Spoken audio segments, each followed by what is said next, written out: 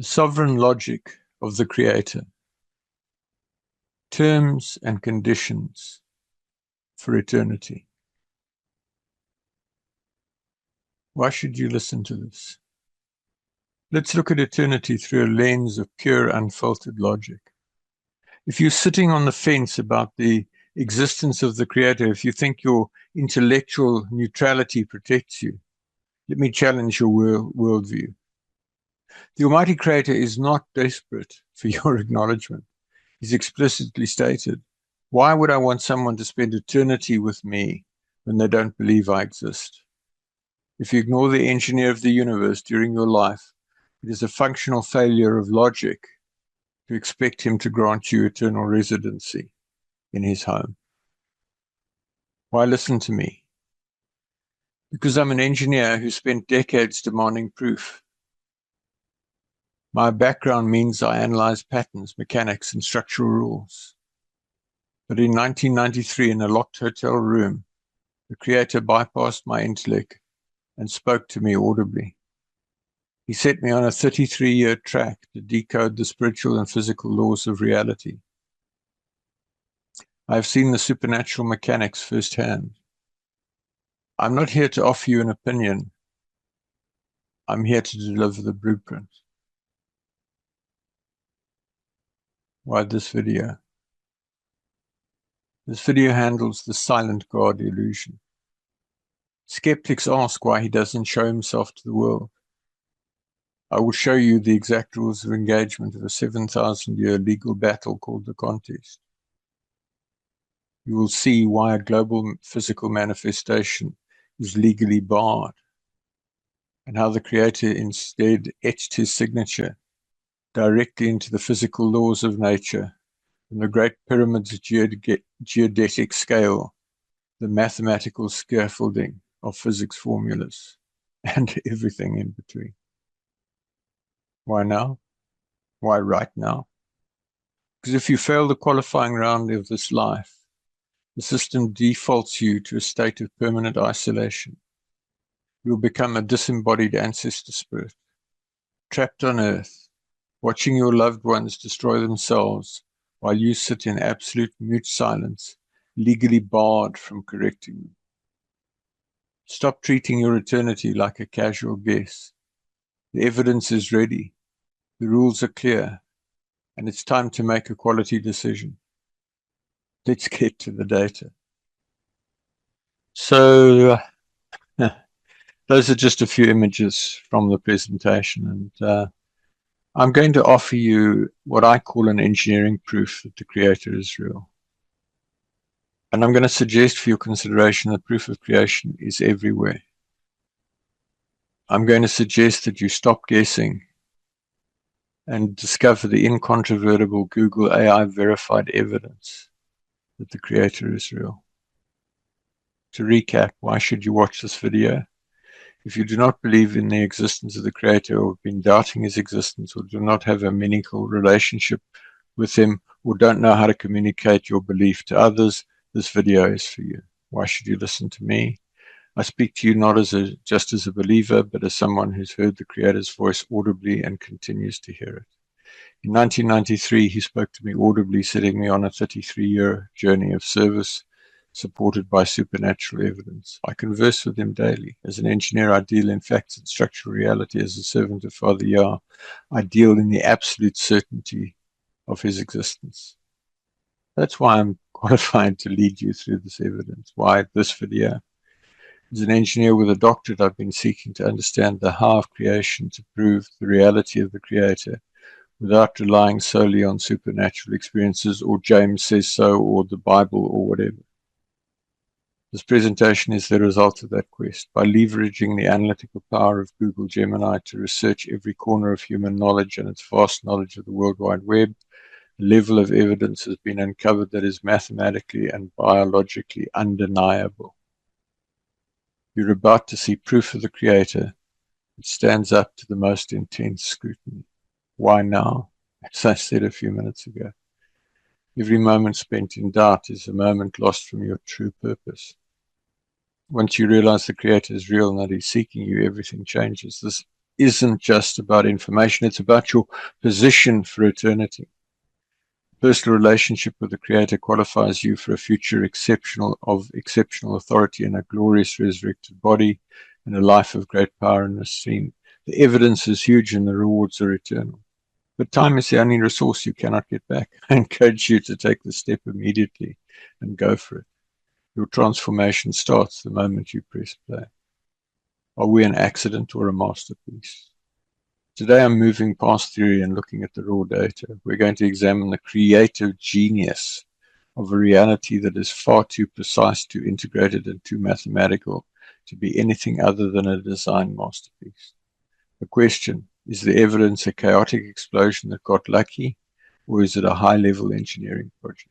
The evidence, from the microscopic outboard motor of a bacterium to the 60,000 miles of plumbing in your own body.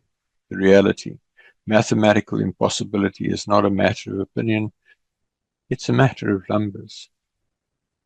So my goal is to present you with so much incontrovertible evidence that you will recognize the existence of the Creator.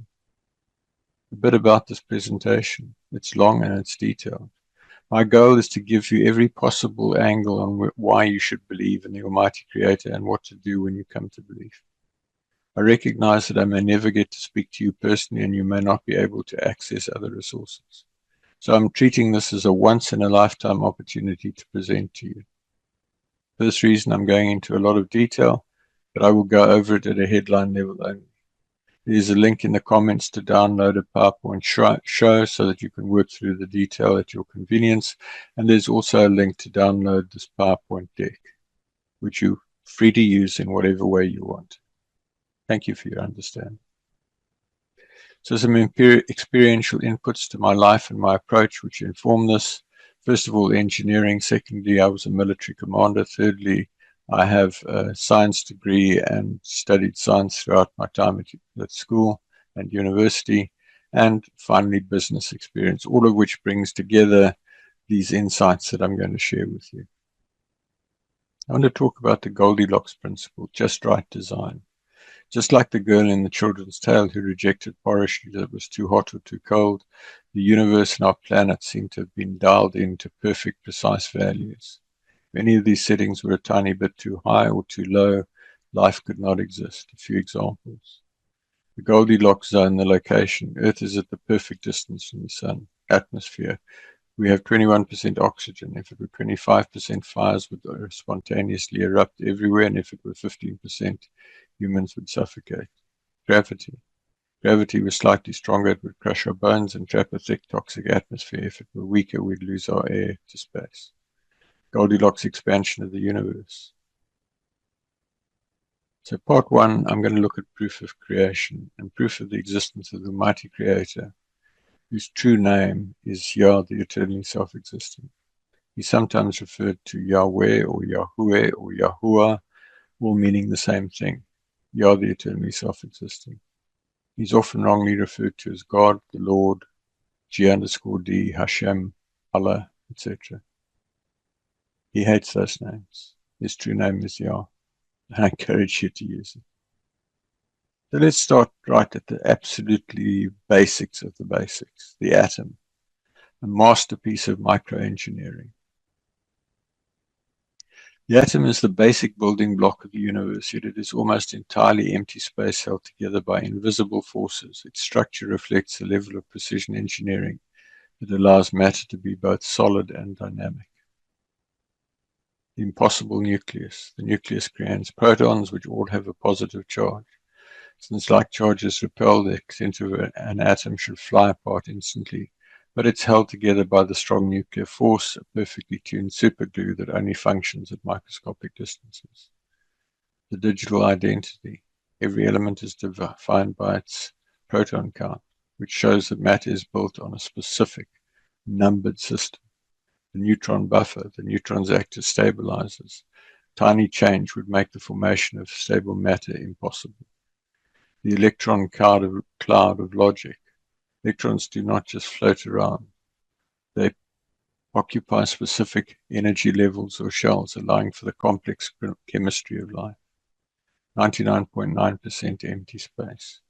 If an atom were expanded to the size of a football stadium, the nucleus would be the size of a small marble in the center, and the electrons would be like tiny gnats in the highest seats. The solid world we touch is actually a result of invisible force fields. The electromagnetic bond, the attraction between the negative electrons and the positive nucleus, is tuned to a precise frequency. This allows atoms to link hands to form molecules like water or DNA while remaining flexible enough to be rearranged during birth. Mathematical resonance. Invisible math proves the logic of the atom existed before the matter itself. An atom is a high-speed machine running on invisible laws. If the strength of the forces inside a single atom were changed by even 1%, the entire universe would either evaporate or collapse into a void. Folks, it's my contention that just this alone proves the existence of the Creator. But stay with me. I've got so much more to share with you. In molecules designed before matter could come into existence, you see water, iron, ore, etc. So let's look at the fine-tuning of molecular reality. The strong nuclear force that holds atoms core together, the electromagnetic force that controls how electrons bond to form molecules. If it was slightly different, chemical bonds would either never form or never break, making life's chemistry impossible. The ratio of electron to proton mass, this ratio must be precise for DNA and proteins to hold their shape. The probability of this ratio occurring by chance is estimated as 1 in 10 to the 37th power, or 1 followed by 37 zeros. In other words, impossible. Expansion rate of the universe. If the universe expanded 1 part in a million, billion, faster or slower, matter would have either flown apart too fast to form atoms or collapsed back into a black hole instantly. To calculate the probability of every known molecule forming through random development, we have to look at the fine-tuning of the universe's laws. If the fundamental forces of physics were even slightly different, atoms couldn't bond and molecules would be physically impossible. Molecules don't just happen because of luck, they exist because the laws of physics were set to a specific frequency that allows matter to stick together. Sir Roger Penrose, a Nobel Prize-winning physicist, calculated that the low entropy state required for a universe to exist at all is 1 in 10 to the power of 10 to the 123rd power. It's infinitesimal. This number is so large that there aren't enough atoms in the universe to even write down all the zeros. In mathematical terms, the probability of all these molecules existing by random development is 0. Let's look at the periodic table of the elements, which is the fundamental building blocks in which the entire universe is built. And this had to be complete before anything could come into existence. The periodic table demonstrates orderly sorting of the universe's building blocks. The image illustrates how the universe is partitioned into 3 main chemical domains: metals, metalloids, and non-metals. This layout isn't just a human convenience, it reflects a physical reality. The zigzag line, the staircase, perfectly separates elements that give away electrons, metals, from those that crave them, not non-metals, creating the perfect tension required for all chemical reactions and life itself. So what we see in the periodic table is the blueprint of matter. Mathematical precision.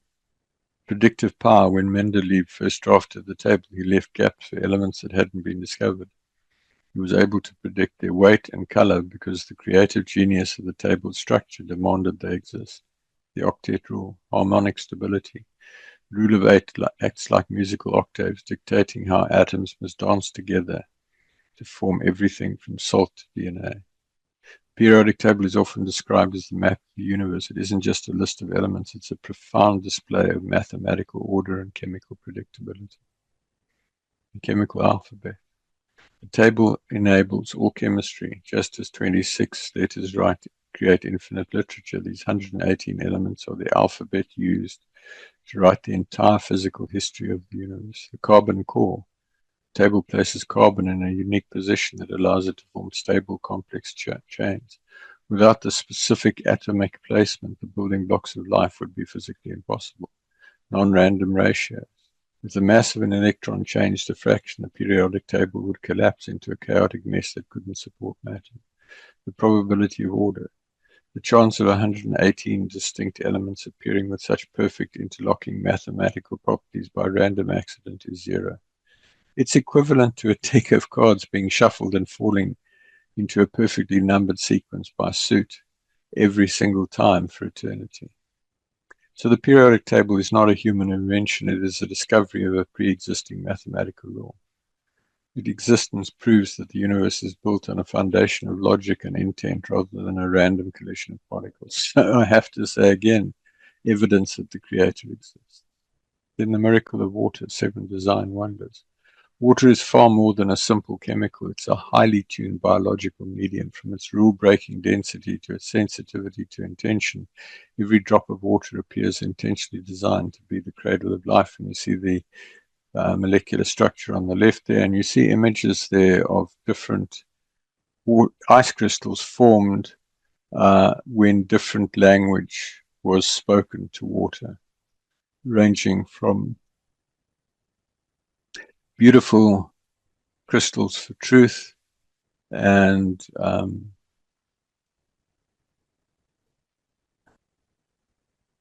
jumbled mess for calling somebody a fool. So some factors about water, the Mickey Mouse geometry that is so specific in terms of how things work. The floating ice, the lifesaver, everything else gets denser as it freezes.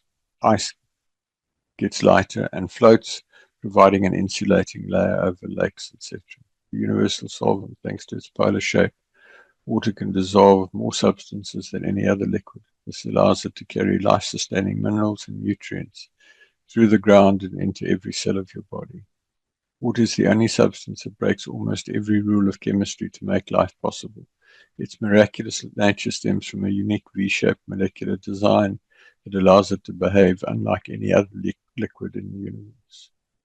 High heat capacity. Surface tension and suction. Water molecules stick together so strongly that they can defy gravity, pulling themselves hundreds of feet up from a tree's roots to its highest leaves through tiny capillary tubes. The three-phase masterpiece, water is the only substance that exists naturally as a solid, liquid, and gas within the narrow temperature range of Earth. This triple-phase capability drives the entire water cycle, recycling the planet's resources through rain and snow. Emotional resonance, the Emoto research. Research by Japanese scientist Dr. Masaruto Emoto demonstrate that water senses and responds to human consciousness. We've looked at that. So let's look at the genius of carbon, why life depends on it.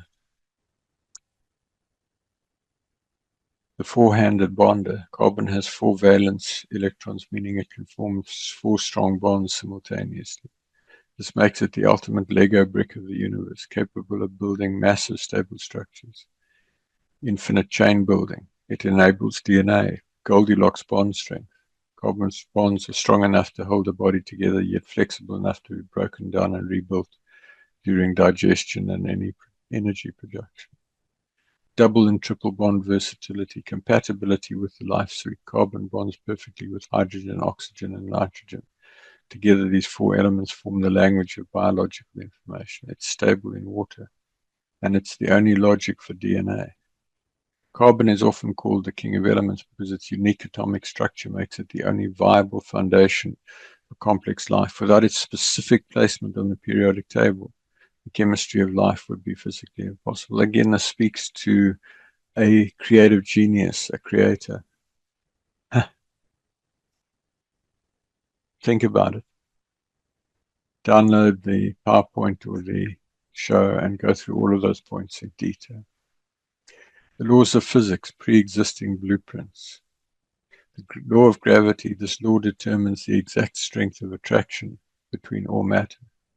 If gravity was slightly stronger, the universe would have collapsed back into itself eons ago. Slightly weaker stars and planets could never have clustered together. A strong nuclear force, without the specific law in place, matter would simply fly apart fly apart into a chaotic subatomic mist. The electromagnetic force, this law dictates how light and electricity behave. It is fine-tuned to a degree of 1 part in 10 to the 40th power. If it were off by a hair, chemical bonding would fail and your fingers could never hold a pen. The universe operates on a set of fixed laws that must have been predetermined. For the physical world to exist, these mathematical rules had to be established before the first atom could ever form. The law of entropy, the second law of thermodynamics. This law ensures that energy flows in a specific direction from hot to cold. Without this preset arrow of time, the complex chemical reactions required for digestion and life would be impossible. The precision of the electron mass, the cosmological constant, the language of mathematics. The laws of physics are written in the language of maths. The fact that the universe follows consistent logical equations proves that the logic was established before the physical matter arrived to obey it. The laws of physics are not things made of matter, they are the invisible operating system that matter follows. You cannot have a functioning machine without the code being written first. So let's look at the equations of reality, mathematical genius. These arcanic formulae are the mathematical scaffolding of the universe.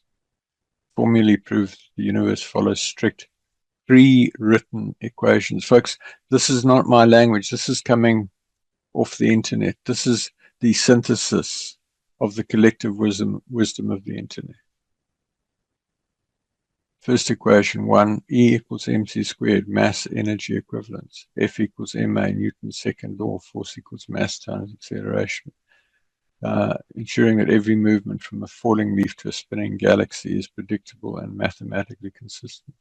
Universal gravitation, the inverse square law, is the only reason planets can maintain stable circular orbits instead of spiraling into the sun.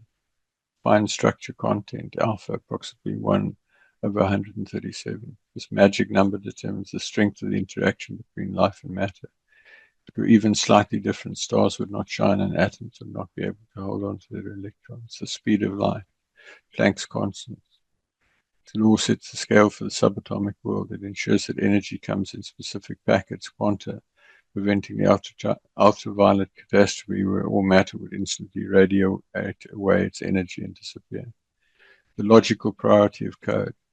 These formulae are not made of atoms. They are the invisible rules atoms obey. The fact that the universe can be described by simple, eloquent equations proves a mathematical mind behind the physical curtain. Equations like E equals mc squared weren't invented by Einstein, they were discovered. They're the pre-existing source code that was running before the universe powered on. Let's look at the engineering of the universe. The Earth is just one of an estimated 100 billion to 3.2 trillion planets in the Milky Way galaxy alone. Here's a view from Earth with the Hubble's telescope. Just see how many stars and everything else just in that one little photo frame. The images highlight the staggering scale of our galaxy and the observable universe. To translate these massive numbers into evidence for creative genius, we look at the physical requirements and the fine-tuning necessary to hold such a vast system together. First of all, the massive scale and precise order. The image notes 2 trillion galaxies, each with billions of stars, for this to be a stable cosmos rather than a chaotic explosion. The expansion rate, the cosmological constant, had to be tuned to 1 part in 10 to the 120. The Goldilocks placement, the solar anchor, a slightly larger star would burn out too fast for life. A slightly smaller one would require Earth to be so close we would be tightly locked, one side always burning, one side always frozen. Mathematical consistency, the spiral shape seen in the image follows the Fibonacci sequence in the golden ratio. The same mathematical signature appears in snail shells and flower petals, demonstrating the universal geometric blueprint. Information before matter. Before these 3.2 trillion planets could form, the laws of gravity and thermodynamics had to be coded. Matter cannot follow a law that doesn't exist yet, evidencing that the software of physics preceded the hardware of the stars. Problem of nothing. an external non-material source of power that exists outside the physical constraints of time and space, the interdependence of systems. The universe is not just big, it's an integrated system of trillions of parts moving in mathematical harmony. The odds of these 2 trillion galaxies forming a stable life-permitting environment by accident are zero, proving instead a masterpiece of intentional cosmic scale engineering by a master architect engineer, etc. The fine-tuned universe, the Goldilocks physics.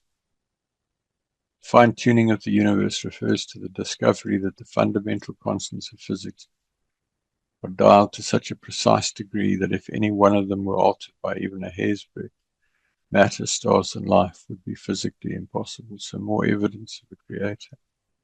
Strong nuclear force, the electromagnetic force, the cosmological constant. We've touched on these before.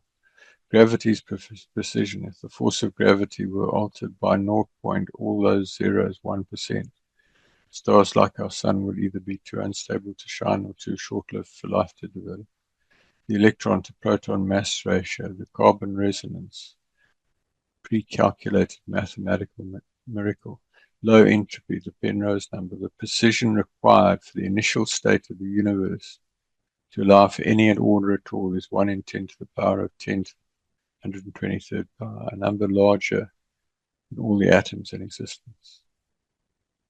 So the universe is set up. Thousands of independent physical dials have been set to the exact position required for life. Statistically, the odds of this occurring by accident are zero, pointing to an intentional cosmic scale engineering project. The solar system, precision engineering in motion. Our solar system is a masterclass in stability and precision. It isn't just a collection of rocks floating in space, it's a finely tuned life support system where every planet plays a specific role in protecting Earth.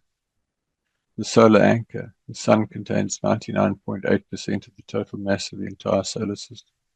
This massive concentration of gravity creates a gravitational anchor that keeps all 8 planets in stable, predictable orbits for millions of years rather than drifting into deep space. The Goldilocks zone. Earth is positioned at the perfect distance from the sun. Jupiter, the cosmic shield. Jupiter is a massive gas giant with a gravity so strong it acts as a vacuum cleaner for the solar system. It captures or deflects thousands of asteroids and comets that would otherwise strike Earth, protecting us from constant extinction events. The moon's stabilizing hand. Consistent, predictable seasons rather than chaotic climate shifts. Orbital harmony, a mathematical resonance that maintains stability over vast periods of time. The invisible shield, the magnetosphere, we'll talk about that in a bit more detail in a minute. Assorted design. The solar system is organized with small rocky planets near the sun and large gas giants further out. This specific sorting prevents the larger planets from gravitationally disrupting the delicate orbits of the inner world where life exists. The solar system isn't a product of a chaotic explosion, it is a highly integrated machine. Every planet from the smallest moon to the largest gas giant contributes to a stabler environment that allows life on Earth to flourish. Again, creator. Earth, the optimized life support system. Planet Earth is often called the privileged planet because it possesses a rare combination of features that make it a perfect home for life. The atmospheric mix we've talked about, the magnetic shield, this invisible shield deflects lethal solar wind and radiation that would otherwise strip away our atmosphere. The tidal anchor, our unusually large moon, stabilizes Earth's tilt. The liquid water cycle.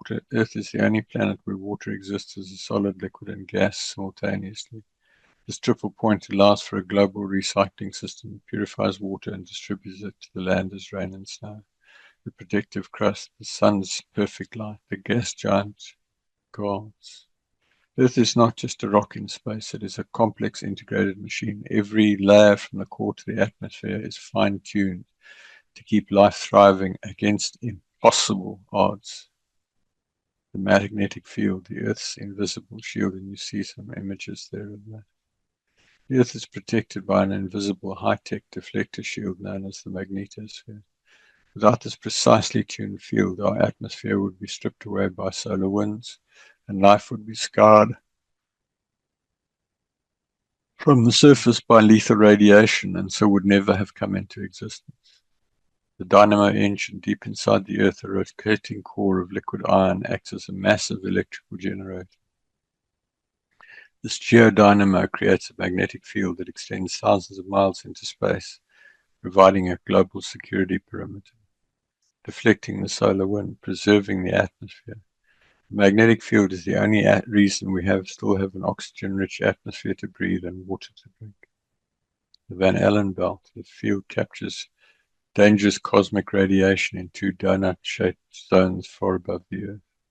This trap prevents high-energy particles from reaching the Earth and damaging the DNA of living organisms. The navigation map. Many animals, including birds, sea turtles, and bees, possess biological compasses. They use the Earth's magnetic lines to navigate thousands of miles with GPS-like precision, showing a design that links the planet to the creature. The aurora, the warning light. When the shield successfully deflects a solar storm, we see the northern and southern lights. Goldilocks strength. If the field were much stronger, it would disrupt the migration of animals and interfere with the atmosphere. If it were weaker, it wouldn't stop the radiation. Its current strength is just right to support a thriving biosphere. We live in a cosmic shooting gallery surrounded by lethal radiation and solar storms. The fact that our planet has a built-in self-generating magnetic shield that perfectly preserves our air and guides our wildlife is a primary indicator of intentional protective design. DNA, the Universal Digital Operating Manual. Here you see a picture of DNA. This common technology that enables the entire plant, animal, and human world to exist and reproduce. It was required before a single plant or animal could come into existence. DNA, deoxyribonucleic acid, is the universal language of life. It acts as the digital operating manual for every living thing, from the smallest blade of grass to the blue whale and the human being. While the stories written in the manuals are different, the code itself uses the exact same chemical alphabet. First of all, a 4-letter digital code. DNA uses just 4 chemical letters A, T, C, and G, like the ones and zeros of a computer's binary code. The sequence of these letters provides the specific instructions for building and operating every living organism. Staggering data density. DNA is the most compact information storage system in the universe. A single teaspoon of DNA could theoretically store all the digital information currently held by the entire human race, with room to spare. Software before hardware. Before a plant can grow or a heart can beat, the code must exist. This follows the logical law of information theory. A complex code, software, never writes itself. It always requires an intelligent source. The error correction genius, specialized protons, scan the code as it is copied, cutting out errors and repairing typos to ensure that life remains stable across generations. Irreducible complexity. For DNA to work, it needs proteins to read it, but for proteins to exist, they must be coded for by DNA. Neither can function without the other, implying that they were powered on as a complete integrated system. The blueprint for everything. In a plant, DNA codes for photosynthesis. In a bird, the hollow bones. In a human, codes for the cerebral cortex. The same operating system is flexible enough to run any biological hardware. Non-material information. While DNA is made of matter, the information it carries is non-material. Just as the meaning of a book isn't found in the ink or paper, the genius of life isn't in the chemicals, but in the message they carry. DNA is the source code of the universe. It's a universal high-density digital language that proves life is built on information rather than just a random collection of chemicals. And I have to ask you, that proves to me, at any rate, the existence of the Creator. Information theory, the maths of the DNA code. Information theory is a branch of mathematics and engineering that treats information as a distinct, measurable entity. When applied to biology, it reveals that DNA is not just a bunch of chemicals, but a sophisticated high-level language. And the law of mathematics states that information never arises from physical matter alone. So we see software versus hardware. We see a probability of specificity. A 3 billion letter code like the human genome isn't just long, it's specifically complex. Randomly shuffling letters for billions of years would produce noise, gibberish, not a functional operating system that builds a human brain. The law of linguistic symmetry. DNA uses an alphabet, nucleotides, grammar, codons, and syntax as genes. Mathematically, every known language or code in the history of the universe has an intelligent source. No exception has ever been observed. High-density data storage, we've talked about that. Such extreme packing and compression are hallmarks of intentional high-level engineering. The sender-receiver requirement. DNA is useless without the complex proteins that decode it, demonstrating that both parts of the conversation were created simultaneously. Zero entropy information. For DNA to maintain and copy its message without dissolving into chaos requires a massive pre-calculated input of order. The cybernetic loop. DNA uses feedback loops like a thermostat to regulate body temperature, growth, and repair. In engineering, these control systems always require a designer to set the parameters and goal of the system. If you saw hello written in the sand, you wouldn't attribute it to the waves. You'd know a mind wrote it. DNA is 3 billion hellos long, perfectly formatted into a functioning body. Math tells us that code is always the product of the mind, the creator. The diversity and creative genius of plants. And there you see just a bit of the diversity of plants. Algae, sea and aquatic, 44,000 species. Bryophytes, mosses, 22,000. Pterophytes, ferns, 13,000. Gymnosperms, conifers, 1,100. Monocots, grasses and lilies, 81,000.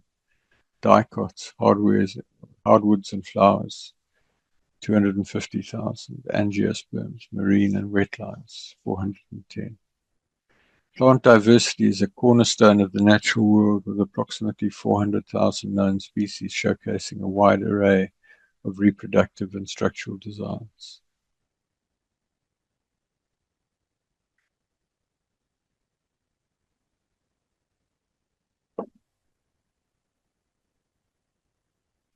Some unusual plant adaptations, carnivorous traps of Venus flytrap. The genius that uses a sophisticated counting method to ensure it only closes on live prey, not falling debris. Desert survival, the Saguro cactus. Prevent water loss, it performs CAM photosynthesis. Opening its pores, stomata only at night when it's cool, rather than during the scorching day. The genius of creation in plants, plant diversity, the jump from simple algae to complex fruit-bearing trees requires a massive software upgrade in DNA. The odds of these botanical systems evolving by accident are so low, they're considered mathematically non-existent. The miracle of the seed, encapsulated genius. The seed is a biological time capsule that contains everything necessary to build a massive organism, from the physical building blocks to the digital instruction, all in a state of suspended animation. It is one of the most efficient packaging and survival systems in the natural world. A complete blueprint. Every seed contains a dormant embryo, which is a tiny preformed version of the adult plant, including a root and a shoot. The plan for a 300-foot tree is fully present before the first drop of water is the survival kit, the endosperm, suspended animation. Seeds can remain dormant for years, for decades, even centuries. Some Judean date palm seeds germinated after 2,000 years. They possess a genius internal clock that prevents them from growing until the temperature and moisture are exactly right. Productive hull, the seed code. The digital weight command requires a sophisticated interaction between the environment and the DNA code. Engineered dispersion, seeds with wings, burrs, and all sorts of things. The mathematical growth law. As soon as the seed sprouts, it follows the Fibonacci sequence in its leaf and branch placement. This ensures that every new leaf gets the maximum amount of sunlight, showing a geometric intent from the very first sprout. The seed is the ultimate proof of foresight. It is a system designed not for the now, but for a future that hasn't happened yet. providing the food, the protection, and the code needed to start life from scratch. The diversity and creative genius of animals, and you see a few samples there. I couldn't resist that. So cute. Little polar bear cub. Corals and jellyfish, 15,000 species. Mollusks, 85,000 species. Arthropods, 1,100,000 species. Bees, dragonflies, lobsters. Fish, 34,000. Reptiles and amphibians, 19,000. Birds, 10,000. Mammals, 6,400. Blue whales, elephants, wolves. Animal diversity highlights exceptional structural engineering from the microscopic builders of the ocean to the massive wanderers of the plains. Some unusual animal adaptations. The master of disguise, the mimic octopus, possesses a dynamic brain that decides which animal to impersonate based on which predator is currently threatening it. The high-pressure hunter, the pistol shrimp. This tiny crustacean carries a weapon that rivals a high-powered rifle. One of its claws is designed as a biological pistol. Pistol shrimpoluminescence, the light produced by the bubble, is a phenomenon physics are still studying today. And it all speaks to the genius of the creator. So animal complexity from the mimic octopus's shape-shifting to the pistol shrimp's sonic blast. These biological weapons require perfect simultaneous parts. Math shows that random mutations cannot build such integrated systems in the time the universe has created. The synergy of domestic design. And there you see a few domestic animals. Domestic animals represent a unique synergy of design. Unlike wild animals, these species possess specific physical and behavioral traits that are perfectly calibrated to serve human needs, creating a partnership that has shaped the history of the world. The horse, engineered for transport, capability lacking in almost all wild relatives like the zebra. The sheep, living textile factory and source of meat. The cow, high-efficiency food processor. Cow converts grass, which humans cannot digest, into high-protein milk and meat. Their calm, herd-minded temperament is a specific behavioral design that allows for safe management by humans. The dog, the interspecies partner. Dogs are the only animals with a pre-programmed social intelligence to read human facial expressions and gestures, to be friends and companions. The honeybee, the industrial pollinator, showcasing a three-way partnership between insect, plant, and man. The camel, the desert specialist. The cat, precision pest controller and pet. The domestic docility design. Most domestic animals share a biological trait known as domestication syndrome. This specific genetic softening makes them uniquely capable of living in harmony with humans, a trait not found in the wild. Domestic animals are not just tamed wild animals, they are biological partners. Their physical strength and behavioral docility are specifically tuned to integrate with human civilization, providing a bridge between the wild earth and the human home. Happened by accident? I don't think so. The miracle of flight, just right engineering. The design of a bird for flight is a masterclass in aeronautical engineering. It requires a simultaneous suite of features, including skeletal, muscular, and aerodynamic systems that must all work in perfect harmony for the first takeoff to ever be possible. Hollow honeycomb bones. Birds' bones are not solid. They're filled with air pockets and reinforced with internal struts. Four-chambered supercharger. The heart beats up to 1,000 times per minute, far exceeding any land-based animal. One-way airflow lungs. Unique system of air sacs that allows for continuous one-way flow of air through the lungs. Aerofoil feathers. The supracoitus pulley. Unlike humans, a bird's upstroke muscle is located on the chest. Uses a brilliant tendon and pulley system to pull the wing up from below, keeping the bird's center of gravity low and stable. The furcular wishbone spring, the avian GPS magneto perception. As we noted with the Earth's magnetic field, birds possess a quantum compass in their eyes and beaks. This allows them to see the invisible magnetic lines of the planet to navigate across featureless oceans. Flight is not an add-on feature, it's an integrated system of irreducible complexity. You cannot evolve a wing 10% at a time unless the hollow bones, the pulley muscles, and the high-speed heart are all present at once.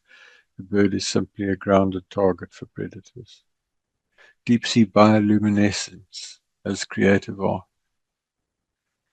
In the crushing pressure and internal darkness of the midnight zone, life doesn't just survive, it creates its own life. Bioluminescence is a breathtaking display of biological art that functions as a high-tech tool for survival, communication, and hunting. In the deep sea, beauty and engineering are one. Bioluminescence is nearly 100% efficient, producing light without wasting heat. It is a biological light show that functions as a high-tech survival suite. Living light, cold chemistry, precision camouflage, counter-illumination, the angler's lure. This lure is actually a symbiotic home for glowing bacteria designed to entice prey directly into the fish's mouth. How did those two animals know to work together? Defensive fireworks, a vampire squid, the burglar alarm effect, certain jellyfish glow brightly when touched. Species-specific signaling.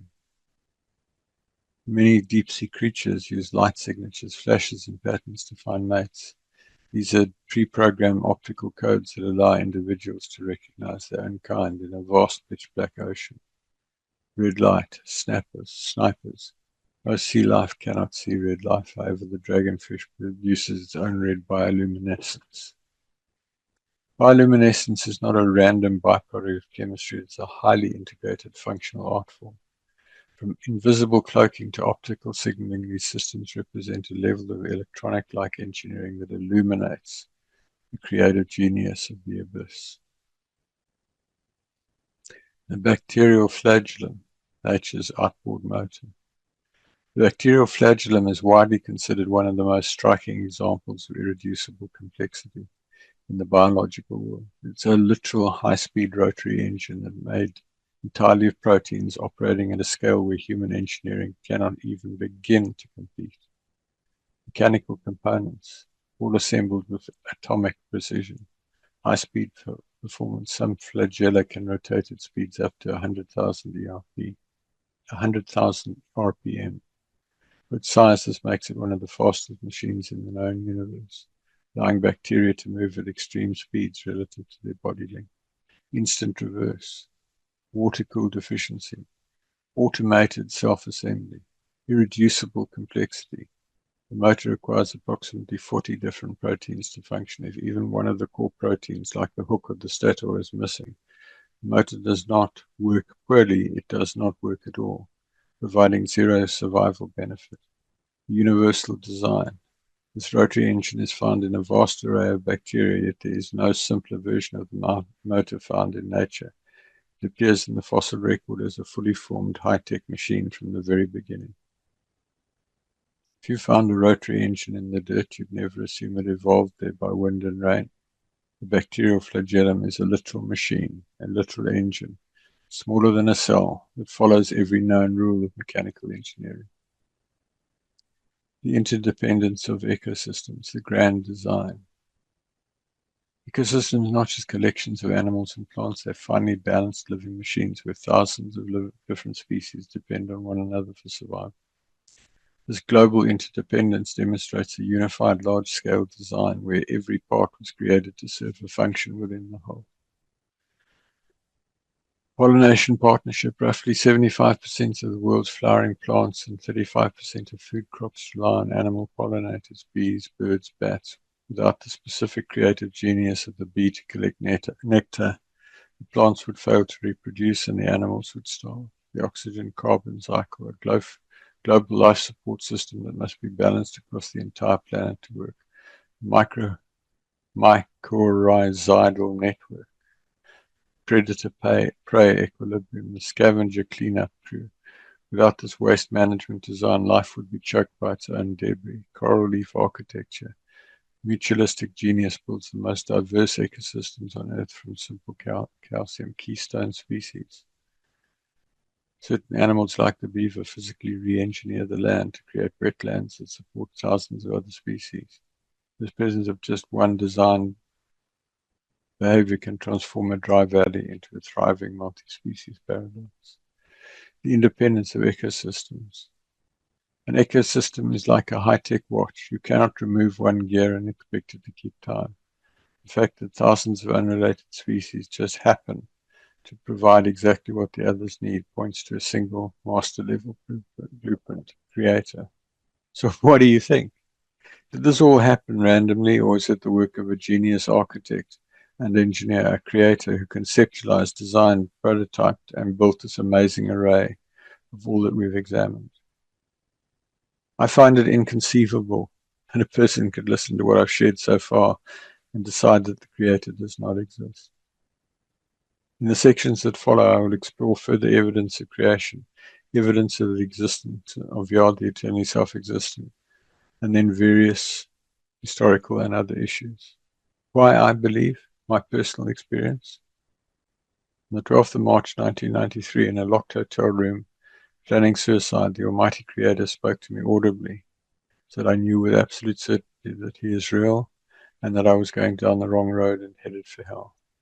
I turned around and set about serving Him faithfully and seeking to draw close to Him, something that I've managed to do to various levels in the ensuing 33 years.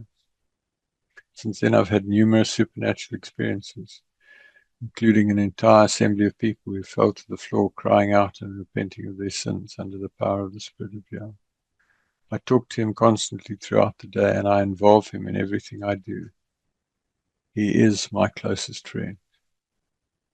25th of December 1993, a message for an Anglican priest, a few personal experiences. For an Anglican priest and his wife, Father gave me a message. I resisted. I doubted I was hearing Him. The message was joyfully received as an answer in prayer, and that gave me much more confidence that I was hearing clearly. Early morning of 2nd January 1994, Father puts his hand on me. Deeply impacted by a book describing an intense encounter with the Spirit of Yah, I went to bed and prayed repeatedly for a similar experience. My bedroom was filled with a roaring wind, and I was pressed into the bed. When I awoke, I had a power anointing, started to work miracles, and had Father speak through me. Car carried by messengers, angels, speeding on a winding mountain road.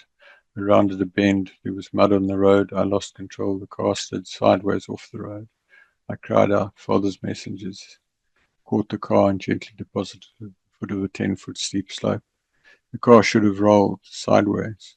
My diary and pen were on the passenger seat, were undisturbed, and I was unhurt. Malawi 94. Assembly falls under the power of the Spirit of Yah. Teaching in an assembly in Malawi, the power of Yah flowed through me. Almost the entire congregation fell to the ground, sobbing and confessing their sins without me touching them. Malawi 94. Yah speaks through me. Meeting with an elder of the church, Yah tells me to minister to him. I stand up and walk towards him. The strength of the anointing Spirit of Yah on me knocked him to the floor when I was about 4 feet from him, and Yah spoke through me for about 20 minutes. This was repeated for the other two men, and then he spoke to me through my own voice.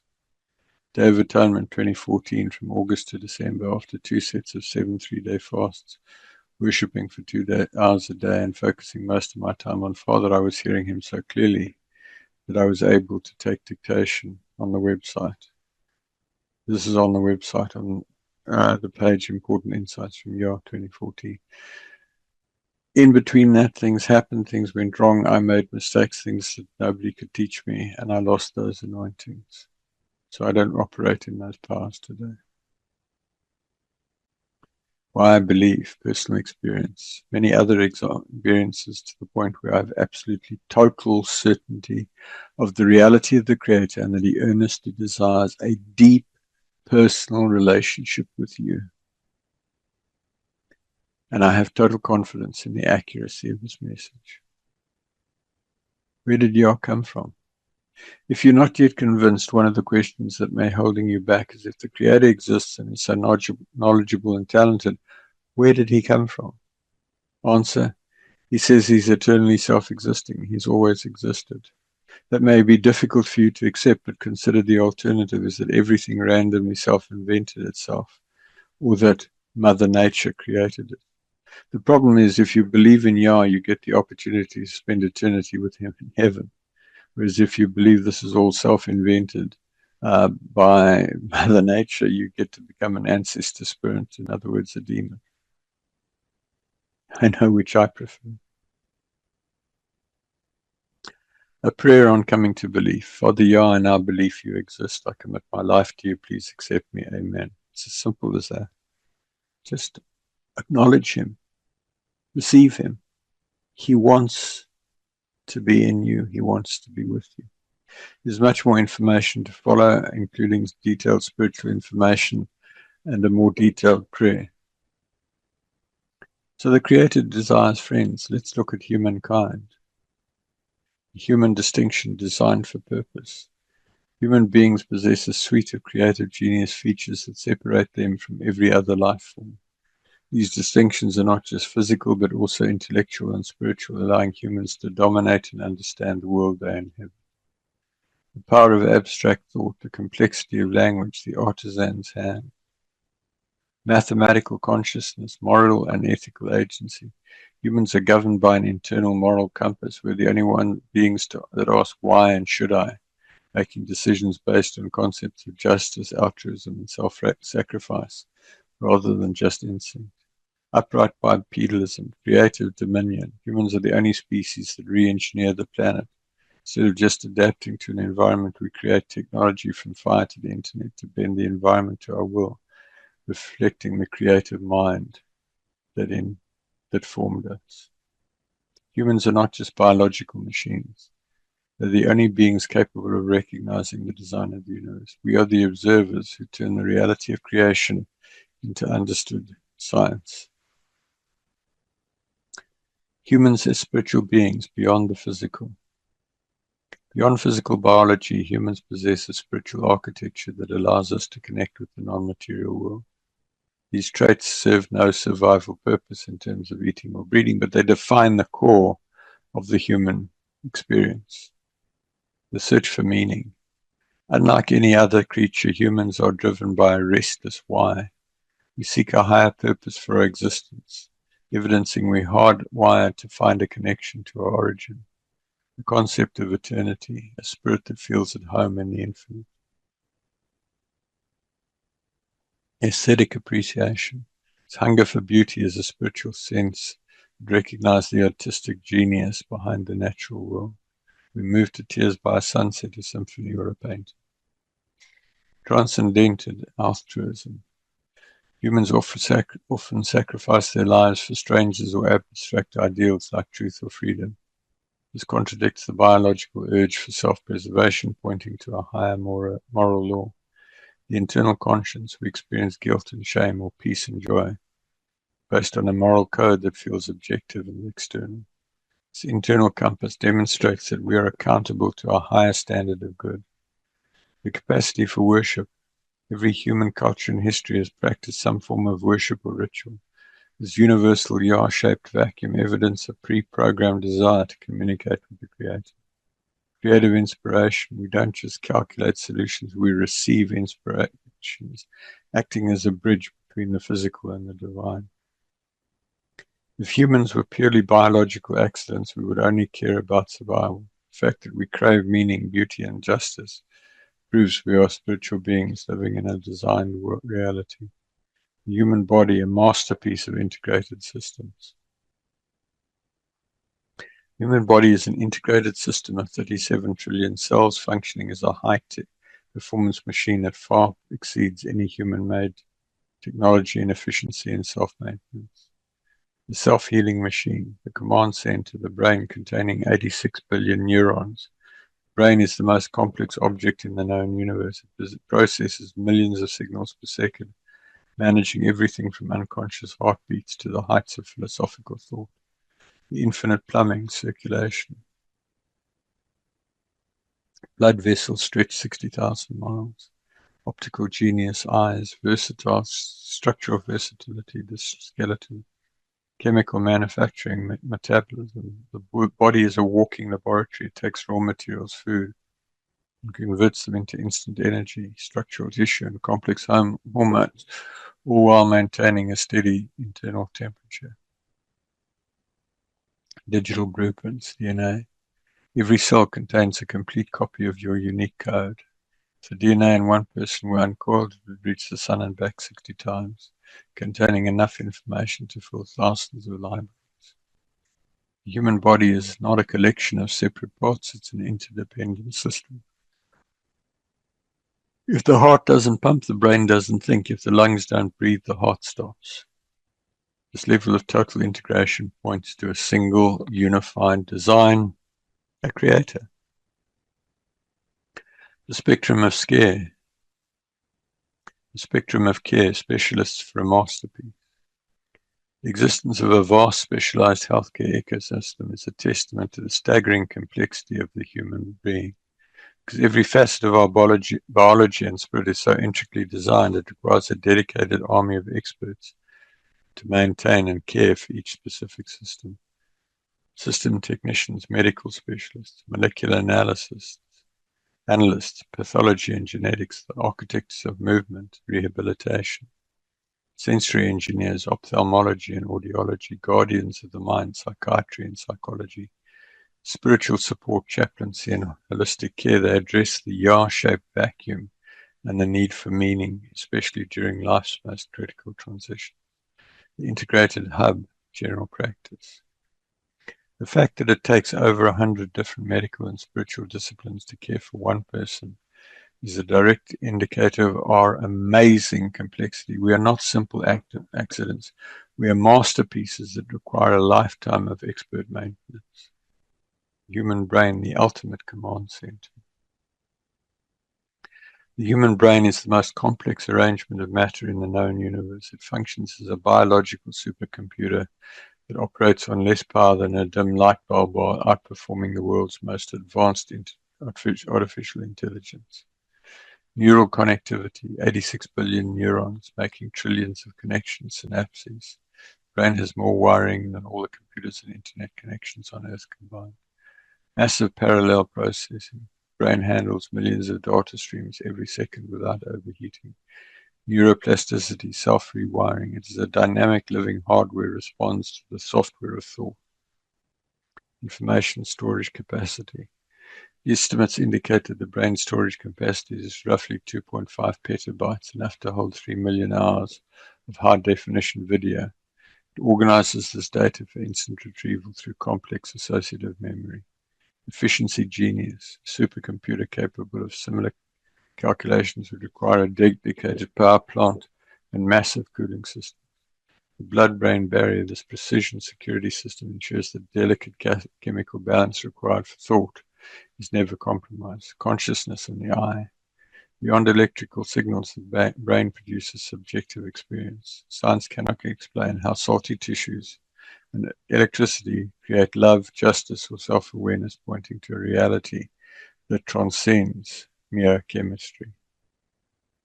The brain is not just an organ, it's a universal interface. It translates physical light into vision, vibration into music, and chemical signals into the profound experience of being alive. And it also acts as a transmitter and receiver between your spirit and the body.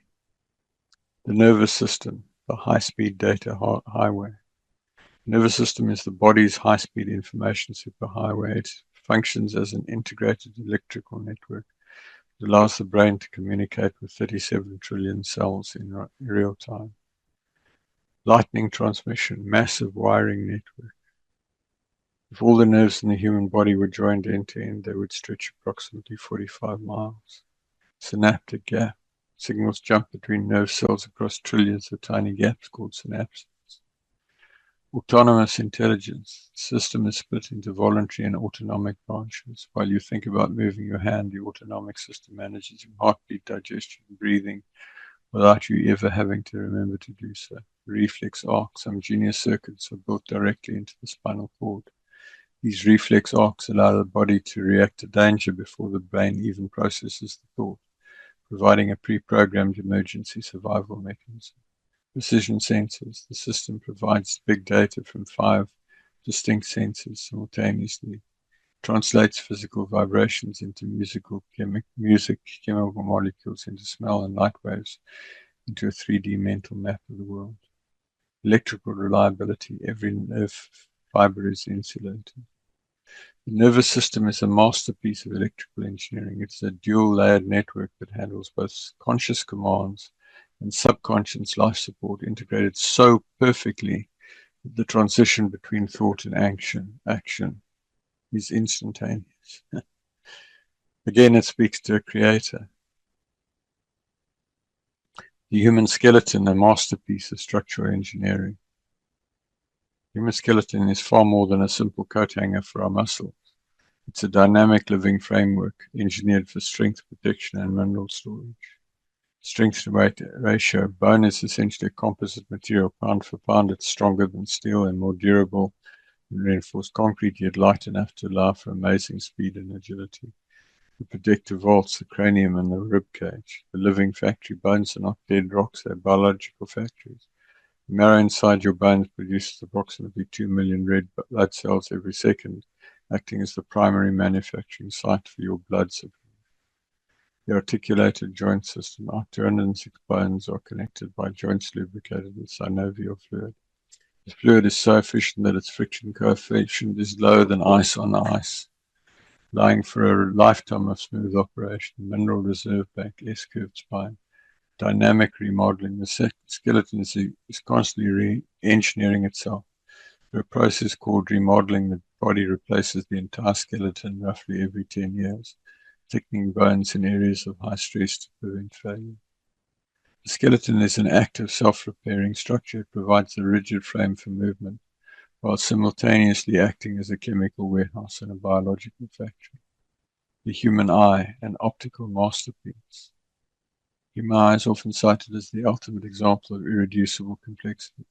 It's a high-resolution, self-focusing, dual-lens camera system that translates light into a biological data stream for the brain. The real-time autofocus. The eye's crystalline shapes change shape instantly to shift focus from a distant mountain to a handheld needle. This dynamic accommodation is faster and more precise than the most advanced digital camera. Automatic aperture, high resolution sensor. Automatic maintenance, averted vision genius. The retina is designed for a fovea for sharp central detail and a peripheral area for motion detection. This allows the eye to alert the brain to movement out of the corner of the eye for survival. Binocular depth positioning. By two cameras spaced slightly apart, the brain calculates the stereoscopic 3D vision. This allows us to judge distances with exceptional accuracy, a requirement for everything from hunting to driving. Instant processing. The eye processes 1.5 million messages simultaneously. The genius is not just in the eye itself, but in its perfect integration with the visual cortex, which flips the upside-down image from the lens to the correct orientation immediately. The eye is an integrated system where the lens, iris, retina, and brain must all work together perfectly from the start. If any single part is missing or misaligned, the entire system provides zero benefit, pointing to a unified design.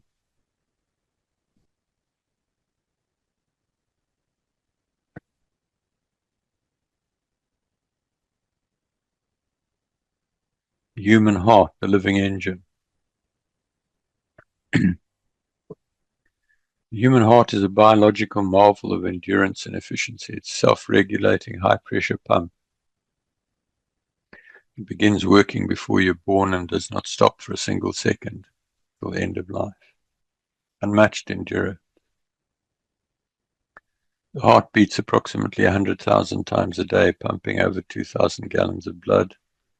Over a lifetime, it performs over 2.5 billion beats without ever needing a cool down or mechanical service. Dual pump design, actually two plant pumps in one. Self-generating electricity. The heart does not wait for a command for the brain to beat. It has its own built-in spark plug, called the SA node, the natural pacemaker, which generates its own electrical impulses to keep the rhythm. Dynamic output. Fluid engineering, valves, the coronary network, emotional interface. Beyond plumbing, the heart is uniquely sensitive to the spirit. It reacts instantly to fear, joy, and love, proving it is deeply integrated into the human emotional and spiritual experience not just the physical one. The heart is the only engine in the world that can run for 80 plus years without a single pause. Its combination of self-starting electricity, one-way valves, and dynamic speed control makes it a pinnacle of biological engineering. Human lungs, high-performance air intake.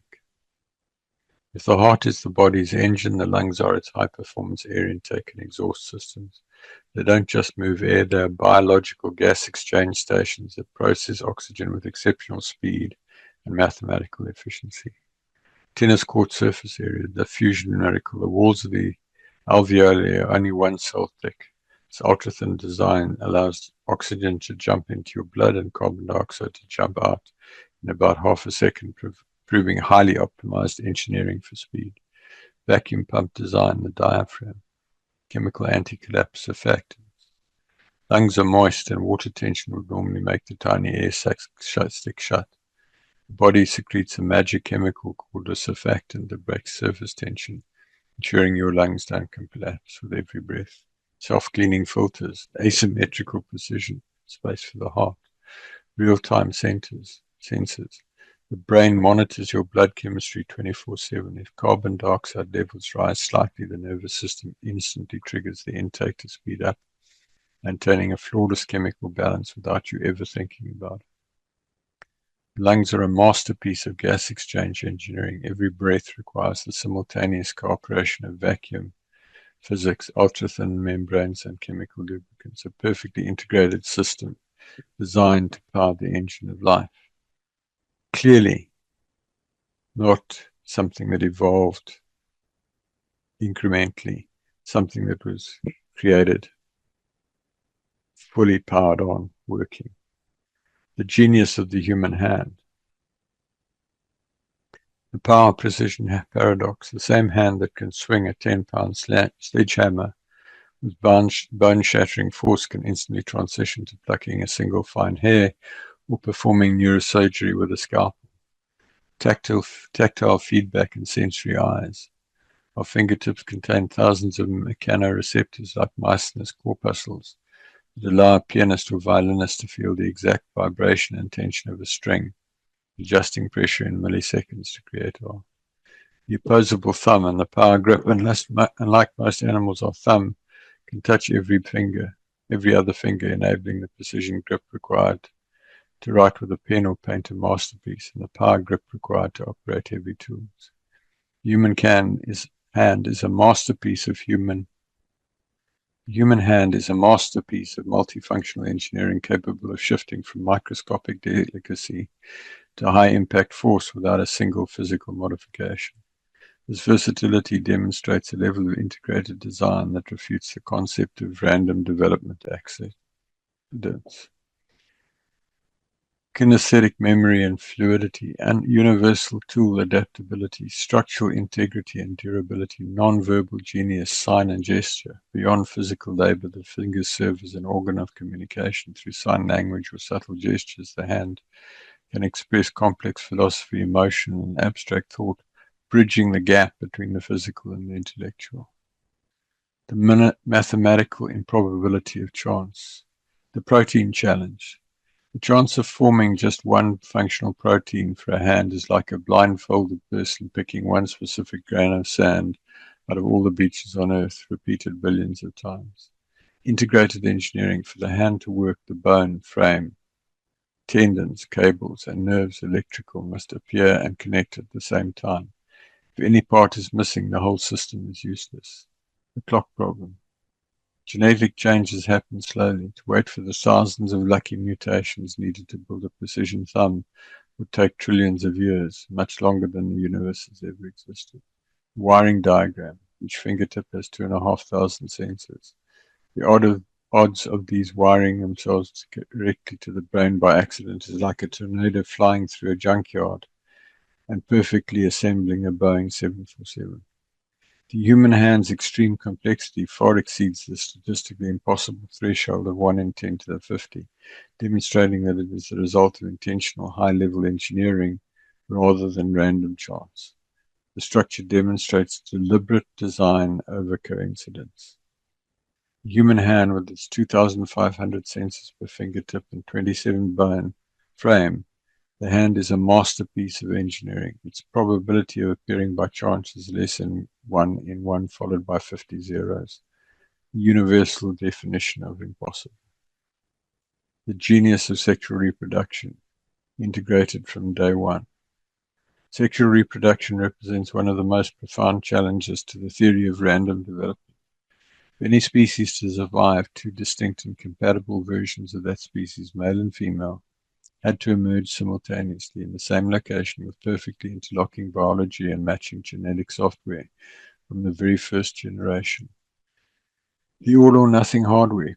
Reproduction requires a specialized set of physical organs that serve no purpose for the individual's survival, only for the species.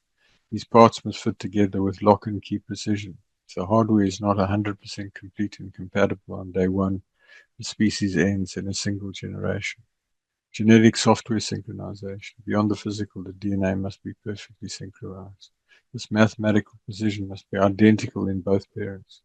The behavioral blueprint. From the intricate dances of birds to the migration of salmon, these survival instructions must be present in the brain from the start for the hardware to ever be used. Chemical communication, pheromones, the third-party miracle, plant symbiosis. Many plants cannot reproduce without an entirely different species, such as a bee or a bat. This requires two completely different DNA manuals, plant and insect, to be pre-programmed to work together in a relationship known as obligate symbiosis. Genetic variability and stability. This balance of change and stability is a hallmark of sophisticated engineering, preventing genetic decay over time. Spiritual union and the human distinction. In humans, reproduction transcends biology. It is integrated with emotional bonding, love, and a spiritual one-flesh union. This layer of intimacy and commitment provides a stable, nurturing environment required to raise offspring with complex moral and spiritual consciousness. You cannot evolve reproduction slowly over millions of years. If the very first pair of any species couldn't successfully reproduce, there never would have been a second generation. The system had to be powered on and perfect from the beginning. So again, we see the evidence of the Creator. The design of pleasure, the clitoral evidence. The existence of a specialized anatomical structure dedicated to pleasure found across the mammal realm is a powerful testament to a creator who designed biological systems for more than just clinical reproduction. In humans, this design reaches its peak where sexual intimacy is engineered as a vital component of bonding and mutual enjoyment, entirely independent of procreation. First, universal mammalian design.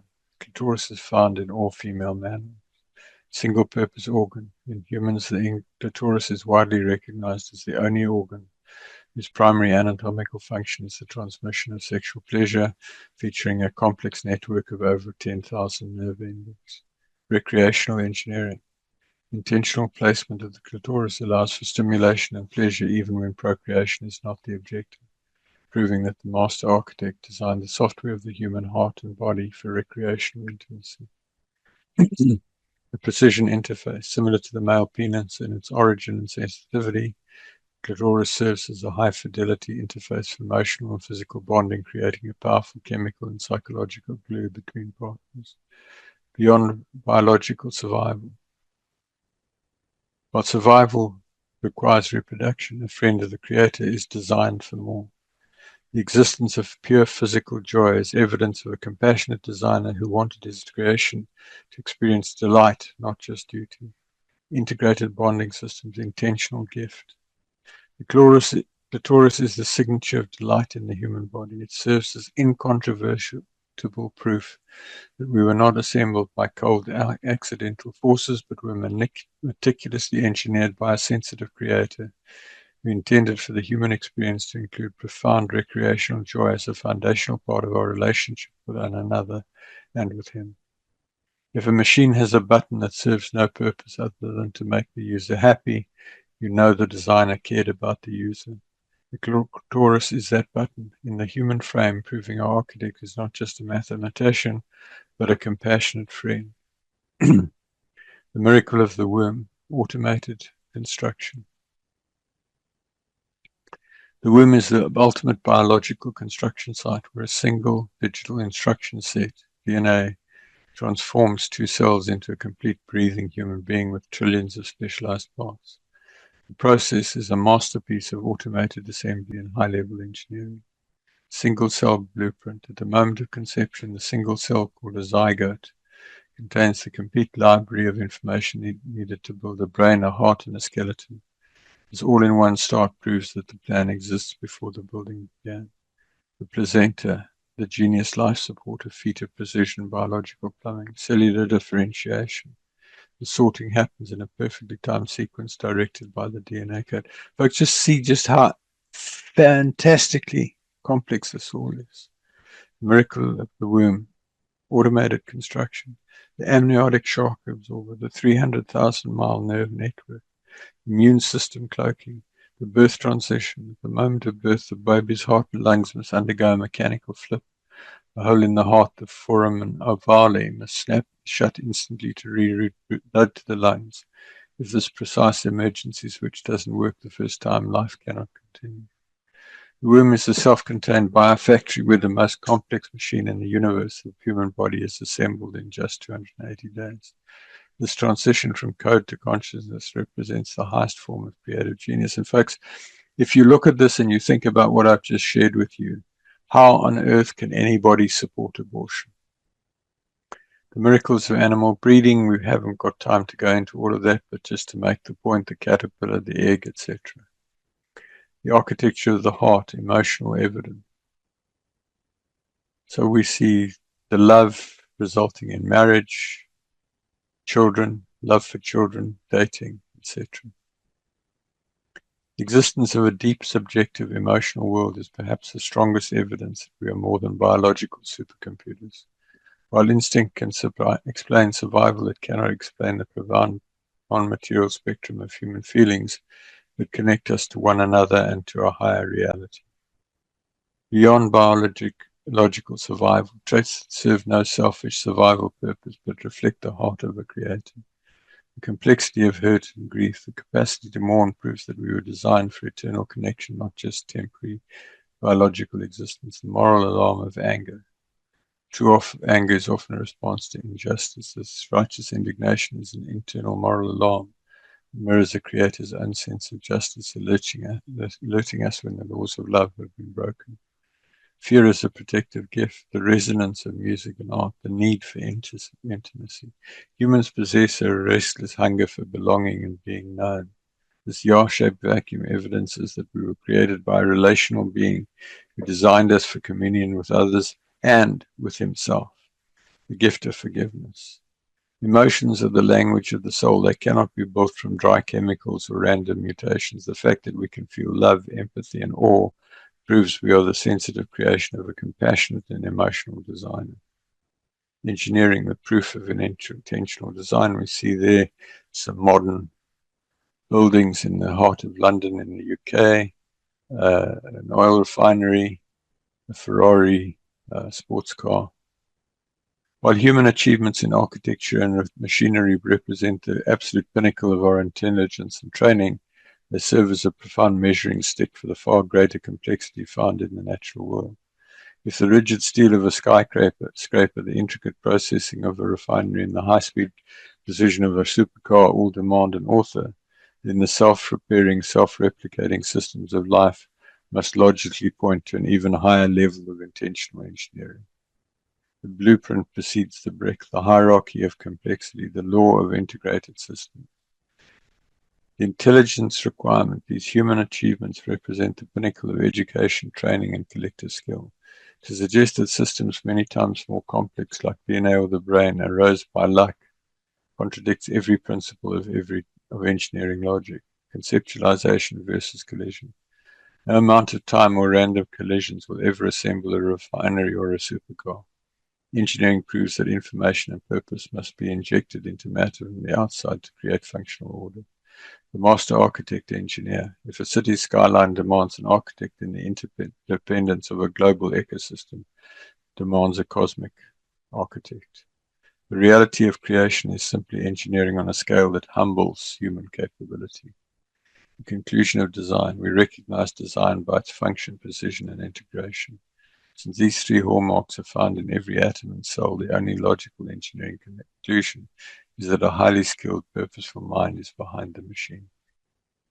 As someone who designs and operates complex systems, I know that order never comes for free. Seeing as how we wouldn't attribute a car or a building to accidental forces, we have no logical basis to attribute the far superior engineering of life to anything other than a master engineer. Reality of creation, a unified masterpiece. As the ultimate synthesis of my research, bridging the gap between the microscopic code in ourselves and the cosmic order of the stars, I invite you to see that the world is not a collection of isolated accidents, but is a singular, unified masterpiece where every physical law and biological system has been precisely calibrated for a purposeful existence. Mathematical impossibility. Probability's law define impossibility as any chance less than 1 in 10 to the 50th power.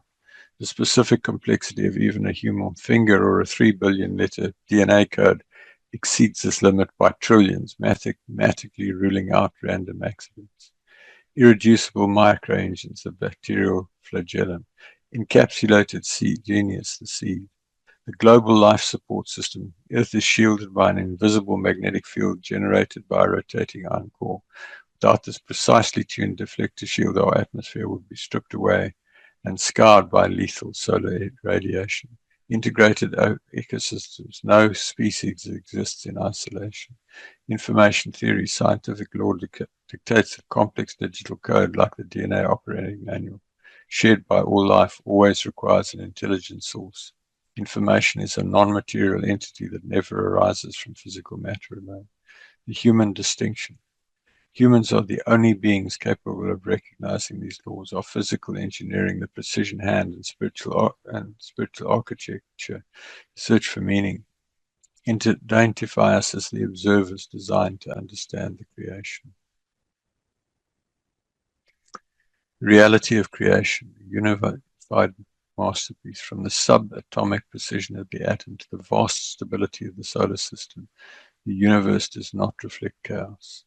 It's a masterpiece of intentional high-level engineering where thousands of Goldilocks settings are dialed into the only position that allows life to thrive and speaks of the reality of the Creator. The impossible math, the probability of random occurrence, single functional protein, impossible. Human DNA wiring, statistical odds of random formation, impossible. Fine-tuning of gravity, random, extreme precision. Electron to proton mass ratio, extreme precision. Expansion rate of the universe, extreme precision. Cosmological constant, randomly, impossible.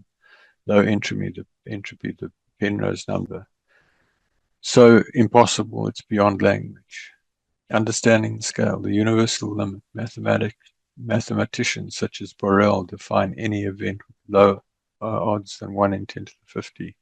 It's having a probability of 0 in our universe. Atom comparison. There are only about 10 to the power of 80 atoms in the entire observable universe. Most of these probabilities require a search space far larger than the universe itself.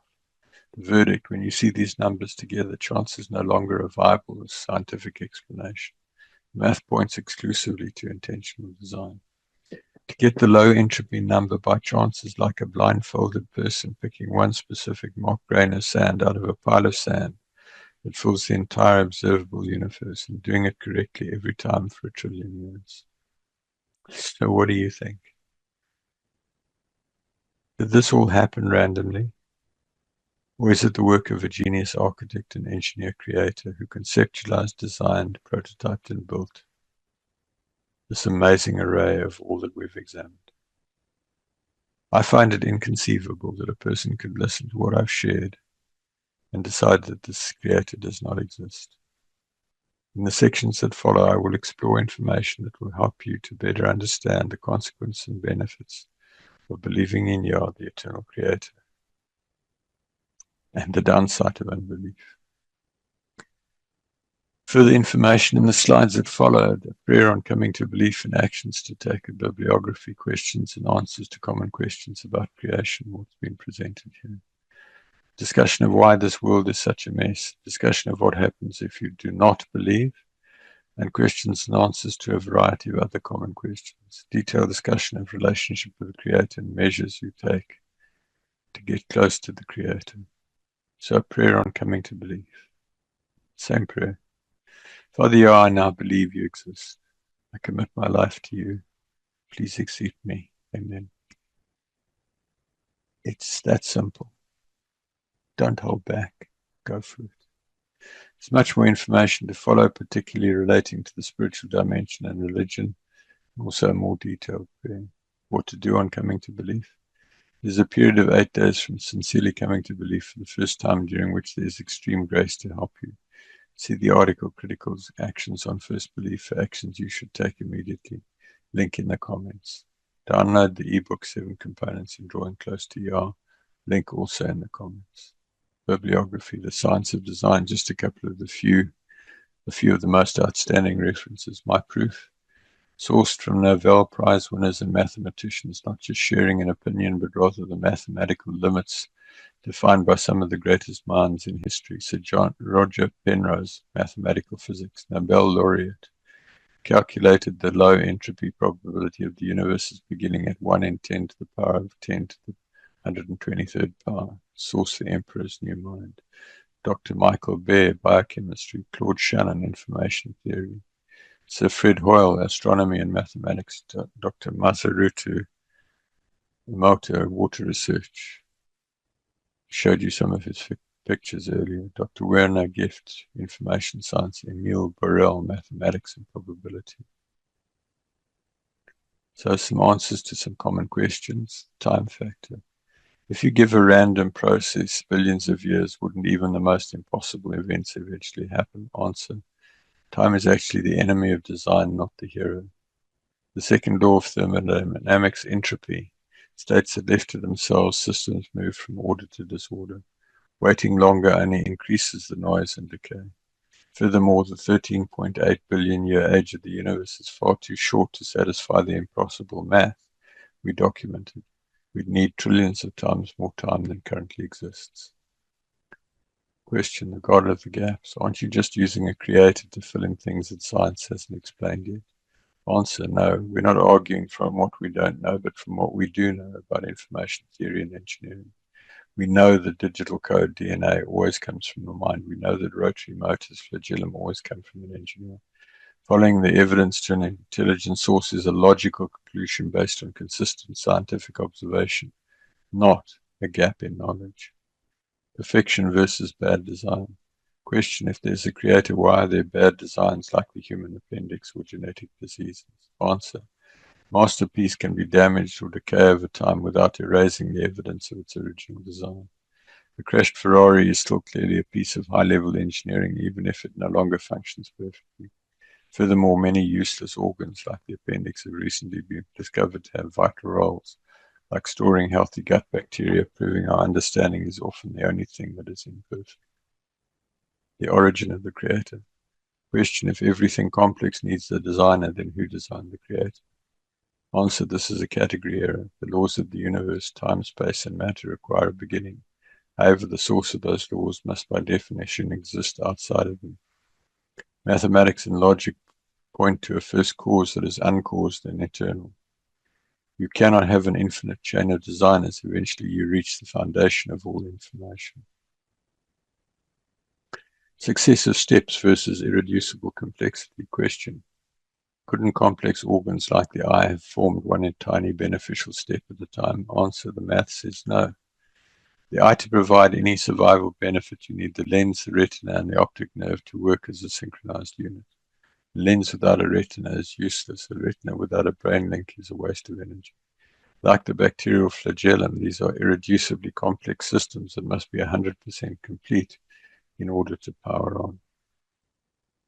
Why can't we see the creator? Question, why can't we see the creator? If the evidence is so clear, why isn't the creator visible or obvious to everyone? Answer, the creator is visible in the same way a software programmer is visible in the code. You don't need to see the architect to know the building was designed. You simply look at the blueprints and the structure. The reality of creation is written in the physical constants of the stars and the digital language of ourselves. The evidence is not hidden. It's there in the very fabric of our existence. Everything presented so far shows the Creator. Part 2, religious and spiritual context. Why we exist, why we believe. Why believe, rewards in the afterlife, why the world is such a mess, and diverse other topics. The pinnacle and purpose of creation, personal relationship. Having examined the hardware and software of the universe, this final step focuses on the user. The evidence proves conclusively that humanity was not just designed to exist, but to understand and interact with the source of that design. We have spent our time looking at the fingerprints of a master engineer, but a blueprint doesn't build a house just to leave it empty. It builds it for a resident. You are intended to be that resident, and the architect is waiting for the conversation to begin. The pinnacle and purpose of creation, personal relationship. The intentional pinnacle, the complexity, precision, and beauty found in the world proves that human beings are the central focus and beneficiary of the design of the universe. The question of existence, the deliberate nature of reality poses a fundamental question. Why are we here? The concept of shared purpose. The truth is that existence is rooted in a desire on the part of the Creator for intelligent connection, conversation, and shared creative endeavors between humanity and Creator, whose true name is Yah, the eternally self-existing. The pinnacle and purpose of creation, personal relationship. The personal connection. I state with confidence that humans are meant to involve Yah in every facet of their lives, moving beyond survival toward a personal partnership. The human experience, seeking this connection, is the essence of one's purpose on earth. Further exploration, there are many resources available for those looking to explore the specific teaching regarding Father Yah and how to develop a close relationship with the Creator. Visit www.etimin.org. This topic connects the scientific evidence of design to the ultimate question of human purpose. It represents the conclusion that the staggering complexity of our world is intended to facilitate a personal relationship between the human participant and the master engineer. What happens if you believe the eternal outcome? Belief in the master architect, whose true name is Yah, serves as the foundational requirement for entering the kingdom of heaven. Earthly actions determine an individual's eternal rank, authority, and intimacy with the Creator. Based on 2026 demographics, the hierarchy of people on earth who would enter heaven if they died today ranges from a single friend, over 20 overcomers, 2,500 good and faithful servants, 100,000 wise stewards, and 250,000 adulterous wives, and 1 million foolish virgins on earth today. A strictly tiered structure of rewards and consequences.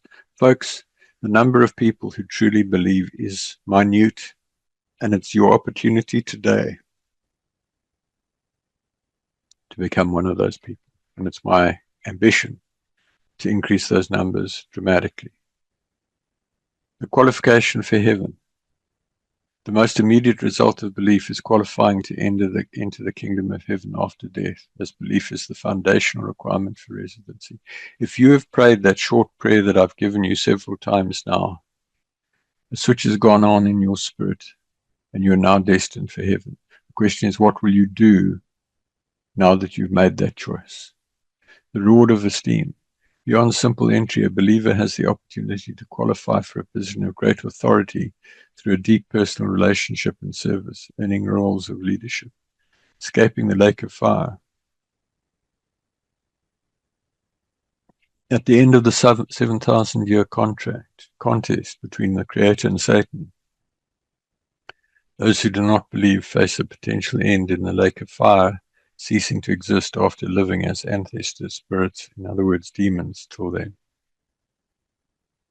Avoiding the outer darkness. Believers who ignore the Creator during their life will experience the outer darkness in heaven, a place of cold, dark isolation reflecting their earthly lack of interest. The overcomers and friends today. This elite group represents those who have achieved victory over sin and worldliness, standing at the absolute pinnacle of the kingdom's demographics and sharing in direct rule. The hierarchy of service. The kingdom is strictly tiered based on faithfulness, featuring for 2026, if all were to die today, the friend 1, overcomers 2, good and faithful servants 2,500, and wise stewards 100,000, representing the high levels of authority. The foolish virgins and adulterous wives. The lower ranks of the kingdom consist of believers who lack discipline or strayed.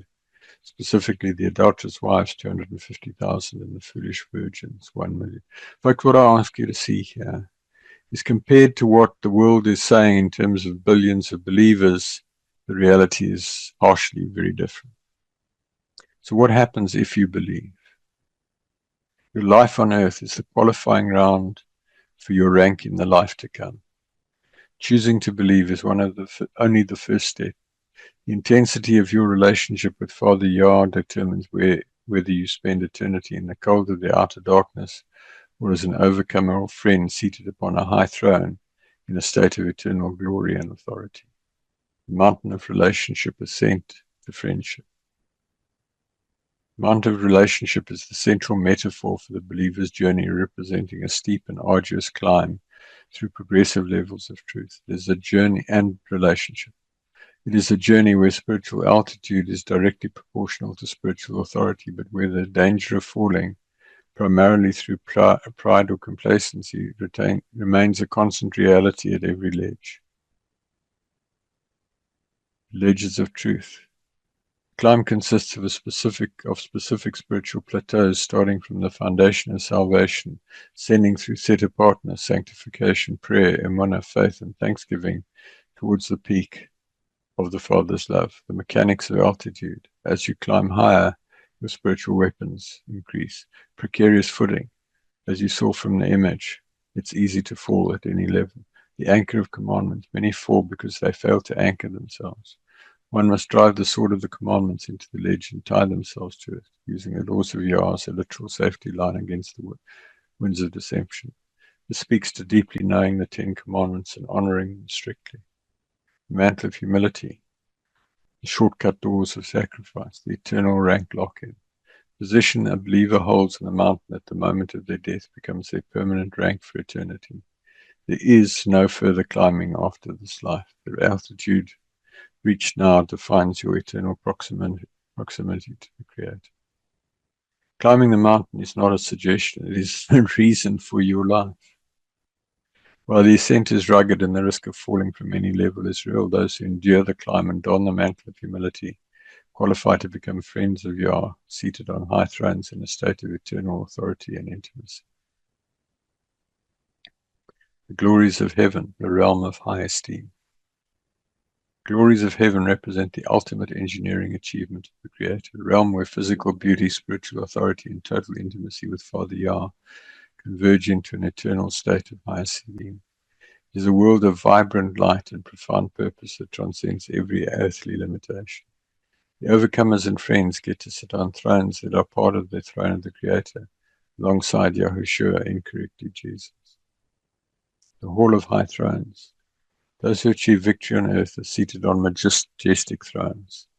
The resurrected body of light, residents of heaven, possess bodies that are imperishable, radiating a brilliant golden light. These glorified forms are free from pain, decay, and fatigue, functioning with perfect efficiency. The atmosphere of life, vibrant living colors. The tree and river of life at the heart of the kingdom is the river of life flowing from the throne and the tree of life.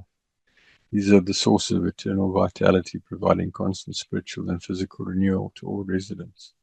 Intimate conversation. The greatest glory is the ability to converse directly with Father Yah as a friend and with Yahushua. This is a relationship of deep mutual respect, shared creativity, and total transparency, fulfilling the core reason for our purpose. For our creation, a world of purpose. Heaven is not a place of idle rest, but of high-level engagement. The glories of heaven, the realms of high esteem. You can get to sit on a throne much more glorious than the picture then. Remember that climbing the mountain is not a suggestion, it's the reason for your existence. You can qualify to become a friend of Yah seated on a high throne in a state of internal authority and intimacy. What happens if you do not believe the final judgment?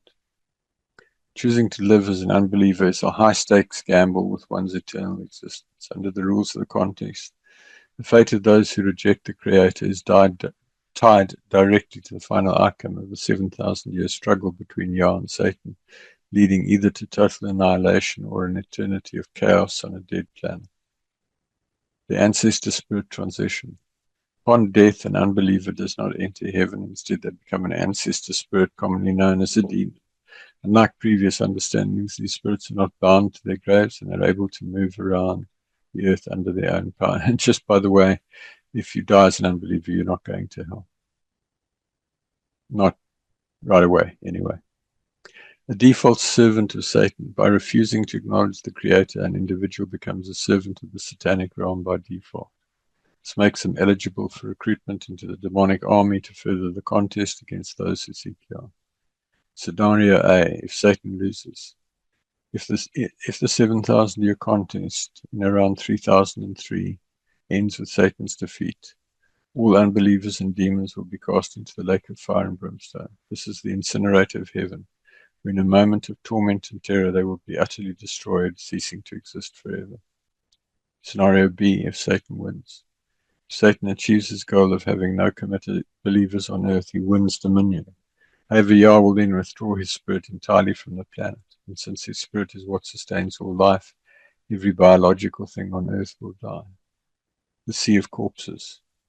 In the event of a satanic victory, the earth becomes a planetary graveyard. Unbelievers will spend eternity as demons wandering through a sea of billions of corpses with no comfort. Eternity of demonic warfare. Without the Creator's restraint, the senior demonic masterminds will compete fiercely for power. Unbelievers in the form of demons will be caught in a cycle of eternal war and torment, fighting with other spirits because they can no longer kill what is already dead. The ultimate rejection. Creator's logic is simple. He will not force anyone to spend eternity with him if they lived their life believing he did not exist. Unbelief is a choice to be permanently separated from the source of life, love, and peace.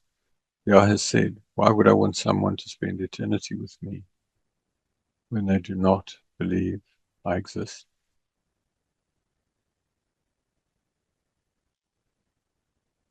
What happens if you do not believe?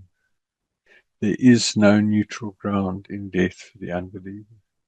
Whether through total destruction in the lake of fire or being abandoned on a dead planet filled with corpses and warring demons, the outcome of unbelief is a catastrophic loss of the glorious future which human beings were originally engineered for. The history of deception, how the world was lost. History is not a random sequence of events, it's a record of a legal battle. Every war, every famine, and every religious era has been calculated by moved by Satan and his demonic masterminds to keep you from realizing who you were truly designed to be. The current state of the world is the result of a 6,000-year strategic takeover by the forces of darkness, transforming a perfect creation into a battlefield of deception. Understanding how we arrived at this point requires looking past conventional history to the contest, a legal and spiritual war where humanity's choices have allowed Satan to seize nearly total control of the earth. And there we see just some of the consequences of Satan controlling a lot of what happens on the earth. The original rebellion, current chaos, began when the high messenger or angel Hillel, who became Satan, rebelled against Yah, leading to a legal contest to see who humanity would choose to follow. The Adamic handover through the fall in Eden, the authority originally given to mankind was legally handed over to Satan, granting him the title of God of this world and the right to influence human affairs to turn from him. Flood reconstruction. Following the global hydraulic event roughly 4,500 years ago, the demonic realm pivoted to re-establishing satanic and demonic systems of false worship and religious idols to ensure humanity remained disconnected from them. Religious infiltration. Satan's most effective tool has been the creation of religions that use holy books like the Bible and the Quran and the Torah as idols, steering well-meaning people away from a direct personal relationship with the Creator. The war on the name. A strategic demonic global effort was launched to erase the true name, Yah, from human language, replacing it with generic titles like God or Lord to prevent the power of true invocation. The strategy of sin. By promoting sin and breaking the Ten Commandments, the demonic realm gains legal rights to oppress individuals and nations, creating the suffering and poverty seen across the globe today. The current near victory. In 2026, we see a world where Satan has nearly won the contest, with only a tiny remnant of believers remaining who understand the true names and are at some level attempting to climb the mountain. Our world today is not a natural mess, it's a demonically engineered trap designed to ensure humanity fails the contest. By recognizing that we're living in a captured world governed by the Prince of Darkness, we can finally understand why seeking a personal relationship with Father Yah is the only way to escape the coming judgment and reclaim our original purpose. The pre-flood world, the original masterpiece. It may not have looked exactly like that, but that gives you some level of indication. The pre-flood world was a technologically advanced, hyper-productive global paradise that operated under an entirely different set of physical and atmospheric laws. Understanding this mother civilization is the key to recognizing why modern architecture finds instant mature civilizations and massive fossil remains that cannot be explained by slow evolutionary development. The vapor canopy wasn't just a sky feature, it was the engine for the entire paradise system. It provided the pressure necessary for giant dinosaurs to breathe through small lungs and the radiation protection needed for a 900-year human life. The protective vapor canopy. The Earth was surrounded by a massive water vapor canopy that acted as a global terrarium dome. This filtered out harmful cosmic radiation and maintained a uniform subtropical climate from pole to pole, eliminating storms, ice caps, and deserts. Hyperbaric atmosphere.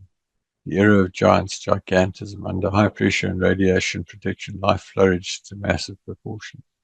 Centuries-long lifespans. The lack of ultraviolet decay and the perfect environmental conditions allowed humans to live for nearly 1,000 years. This longevity enabled a single individual to accumulate vast amounts of knowledge and skill, leading to a rapid explosion in technology. Advanced global technology. Far from being Stone Age, the civilization mastered electricity, high-speed flight, and complex metallurgy.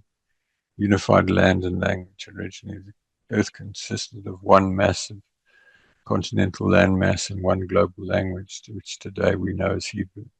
The land was watered by a mist. The global hydraulic event. The world was destroyed not by a slow risk of rise of water, but by a sudden cosmic and tectonic disaster. Canopy collapsed, dumping water coupled to the water from the ice comet that triggered the event. The pre-flood world was a high-performance environment, a paradise. Evidence of existence is written in the giant fossils and the numerous mixed land and sea corpses that speak of a sudden, total, violent end to a superior human era. The pre-flood world was not just a natural paradise, but a high-tech superworld where advanced architecture and machinery were integrated into a hyper-productive environment. The mother civilization was a fusion of monumental engineering and pristine nature under the protective vapor academy. The global transformation, the global engineering overhaul. The physical landscape of our planet is not a record of slow, uniform change, but a high-energy geological crime scene. Approximately 4,500 years, a massive ice comet from the Kuiper Belt struck the Earth, providing the kinetic energy to shatter the tectonic eggshell and the liquid volume to submerge the globe. This single event transformed a uniform paradise into a scarred, extreme world, proving that Creator's absolute authority over the physical laws of the universe. The Kuiper Belt trigger. The cataclysm was initiated by a massive ice comet launched from the Kuiper Belt by the Almighty. Upon impact, it provided a dual-action catastrophe, torrential rain and flooding from the melting ice, and a physical shove that knocked the Earth off its vertical axis and out of its circular orbit around the Sun. The axis tilt in seasons. The comet's impact created the 23.5-degree tilt of the Earth. This tilt instantly destroyed the global greenhouse effect, creating the North and South poles and extreme temperature zones that necessitate the strenuous human existence we know today. Rapid global sedimentation. High-velocity floodwaters carried massive loads of sand and silt, laying down successive layers of strata in a very short period of time. This explains why we find polystrate fossils like tree trunks passing through multiple layers that are supposedly millions of years apart. Doesn't make sense what is generally believed, folks. It really doesn't make sense. This is the true answer. The tectonic ripping, the force of the impact shattered the original single continent. This created the mid-Atlantic ridge, a 10,000-mile jagged seam where the crust was ripped apart, the Mariana Trench, and many other features. Continents did not drift. They slid thousands of miles into their current positions in a very short period of time as the Earth expanded due to overheating core. Uplift of the high peaks. As the continents collided and the crust readjusted, mountain ranges like the Himalayas and Andes were pushed up while the sediment was still soft and pliable. That's why marine fossils are found at the summit of Mount Everest, 29,000 feet above sea level. Grand Canyon, the drainage ditch, is an example. The Grand Canyon was not carved by the tiny Colorado River. It was gouged out in days or weeks when water drained off the continents as the Earth expanded. An event similar to the 1980 Mount St. Helens Little Grand Canyon formation. Underfoot rivers and erratics. Modern geography is filled with underfoot streams far too small to have carved the massive valleys they occupy. Alongside erratic boulders moved thousands of miles, these served as the physical fingerprints of a high-volume global hydraulic event.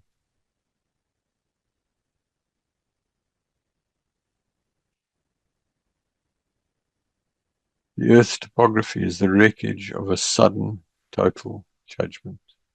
From the jagged scar of the Mid-Atlantic Ridge to the instant carving of the Grand Canyon, the evidence points to a high-speed planetary remodeling. As an engineer looking at these features reveals a world that was physically, shambolically reformed to be more difficult, reflecting the legal consequences of the contest between Yah and Satan.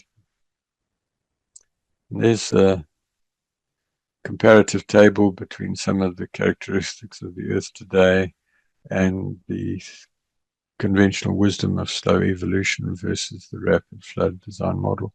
And frankly, folks, if you study this out, you will see that what I'm saying has to be the truth. Post-flood reconstruction, inherited genius.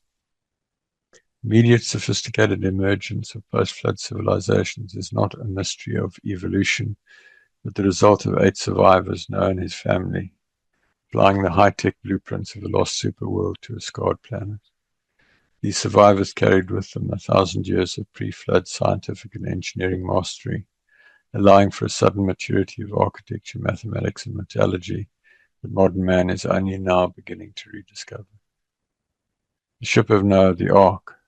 Far from a primitive barge, the Ark was a masterpiece of naval engineering with a length-to-width ratio of 6:1, the same used in modern supertankers to house and sustain life during a year of global upheaval.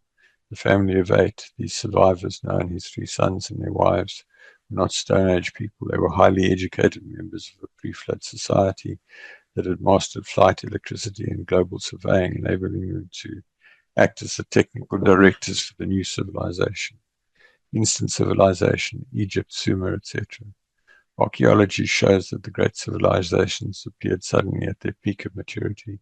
There are no primitive pyramids. The earliest structures are the most complex and precise, proving that the knowledge was inherited from a superior source rather than developed locally. The Great Pyramid, a geodetic monument. The Great Pyramid was not merely a tomb, but a high-level scientific instrument. It's aligned to true north with the precision of 3/60ths of a degree and functions as a mathematical scale model of the Earth's northern hemisphere, encoding the value of pi in the planet's circumference. Technical continuity. Post-flood records and artifacts evidence the early use of electricity. Complex astronomical computers like the Antikythera mechanism and even high-speed flight, the Saqqara bird, are all remnants of the lost technology brought across the flood. The global survey. monolithic mastery, the ability to move and fit 1,000-ton blocks like those of Baalbek, demonstrates a mechanical ability that baffles modern engineers. This mastery evidences that survivors utilized advanced technology known to the mother civilization. The history of mankind is not a slow climb from the cave, but a struggle to reclaim the lost knowledge of the pre-flood world. The pyramids and many other structures are the physical fingerprints of a family of 8 who possess the engineering secrets of a fallen paradise, proving that our origins are rooted in a state of high-level intelligence and design. As an engineer, when I look at the Great Pyramid, I don't see a tomb. I see a 1 in 43,200 scale model of the Earth. It is a mathematical signal from the past, proving that the first generations after the flood were smarter, stronger, and more technologically advanced than we are today. The 7 components of drawing close to Yah. 7 components of drawing close to Yah represent a rigorous multidimensional discipline designed to cleanse the believer and accelerate their ascent to the mountain of relationship. Based on the foundational teachings of End Time Mission Ministries, these components are not merely religious rituals, but are essential engineering steps required to remove spiritual blockages and align a human being with the frequency of the Creator. 1. Process early errors. 7-day fast, covenant meal, communion, cleansing with oil and water. Constant prayer. Growing close requires a constant conversation throughout the day. This includes specific prayers for wisdom, the removal of deception that focuses on relationship with Yah, moving the believer into a state of permanent intimacy. This is personal and private, not through a human intermediary. You do not have to go to your local place of assembly to do this. In fact, that's counterproductive. Constant worship. Growing close requires high-energy worship that focuses on the positive attributes of Yah, moving the believer into a state of permanent intimacy and anointing. There are recommended songs on the website. Study and research. The true seeker must be a researcher of the truth. This involves going beyond holy books that have become idols like the Bible and instead seeking direct truth through relationship with Yah, supported by the ETI website, resources, history, and the engineering of creation to understand the master architect. These 7 components are the maintenance manual for the human spirit. By diligently applying these steps, the seeker moves from being a foolish virgin at the base of the mountain to becoming a friend at the summit. They provide the practical, incontrovertible method for anyone to test and prove the reality of the Creator through their own direct supernatural experience.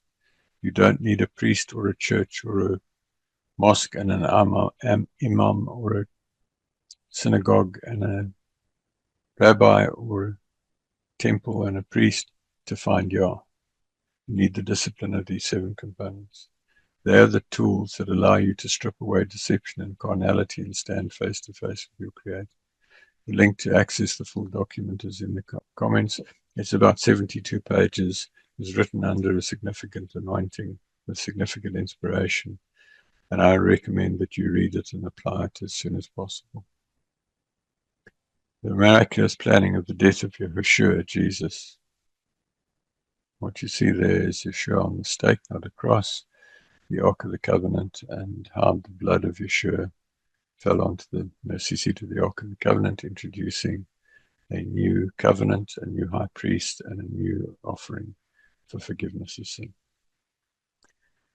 The death of Yahushua was a surgical, legal, and mechanical masterpiece of planning, specifically engineered to provide a permanent solution for human sin.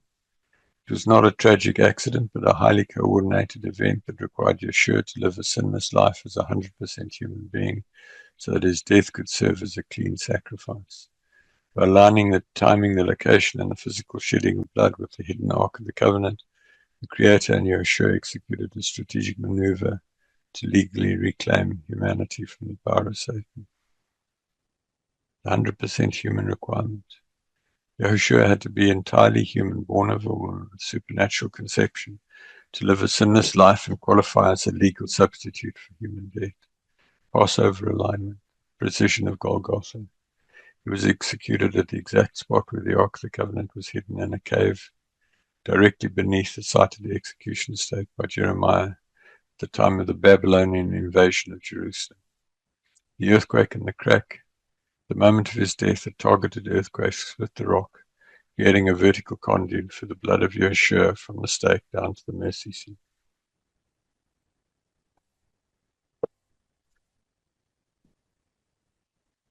Direct blood application. His blood flowed down the stake through the earthquake crack and dripped directly onto the mercy seat of the ark, fulfilling the ultimate legal sacrifice for atonement from sin, the ordination of a new high priest, and the consummation of a new covenant. Victory over the grave. Because he was sinless, death had no legal hold on him, allowing Yeshua to be resurrected, sit down at the right hand of Father as the first of many overcomers and friends. Delegated power to mankind. Through his sinless life, Yeshua reclaimed the authority Adam lost and delegated back to those who believe, providing the legal authority to cast out demons and take authority over the satanic and demonic realm in the name of Yahushua.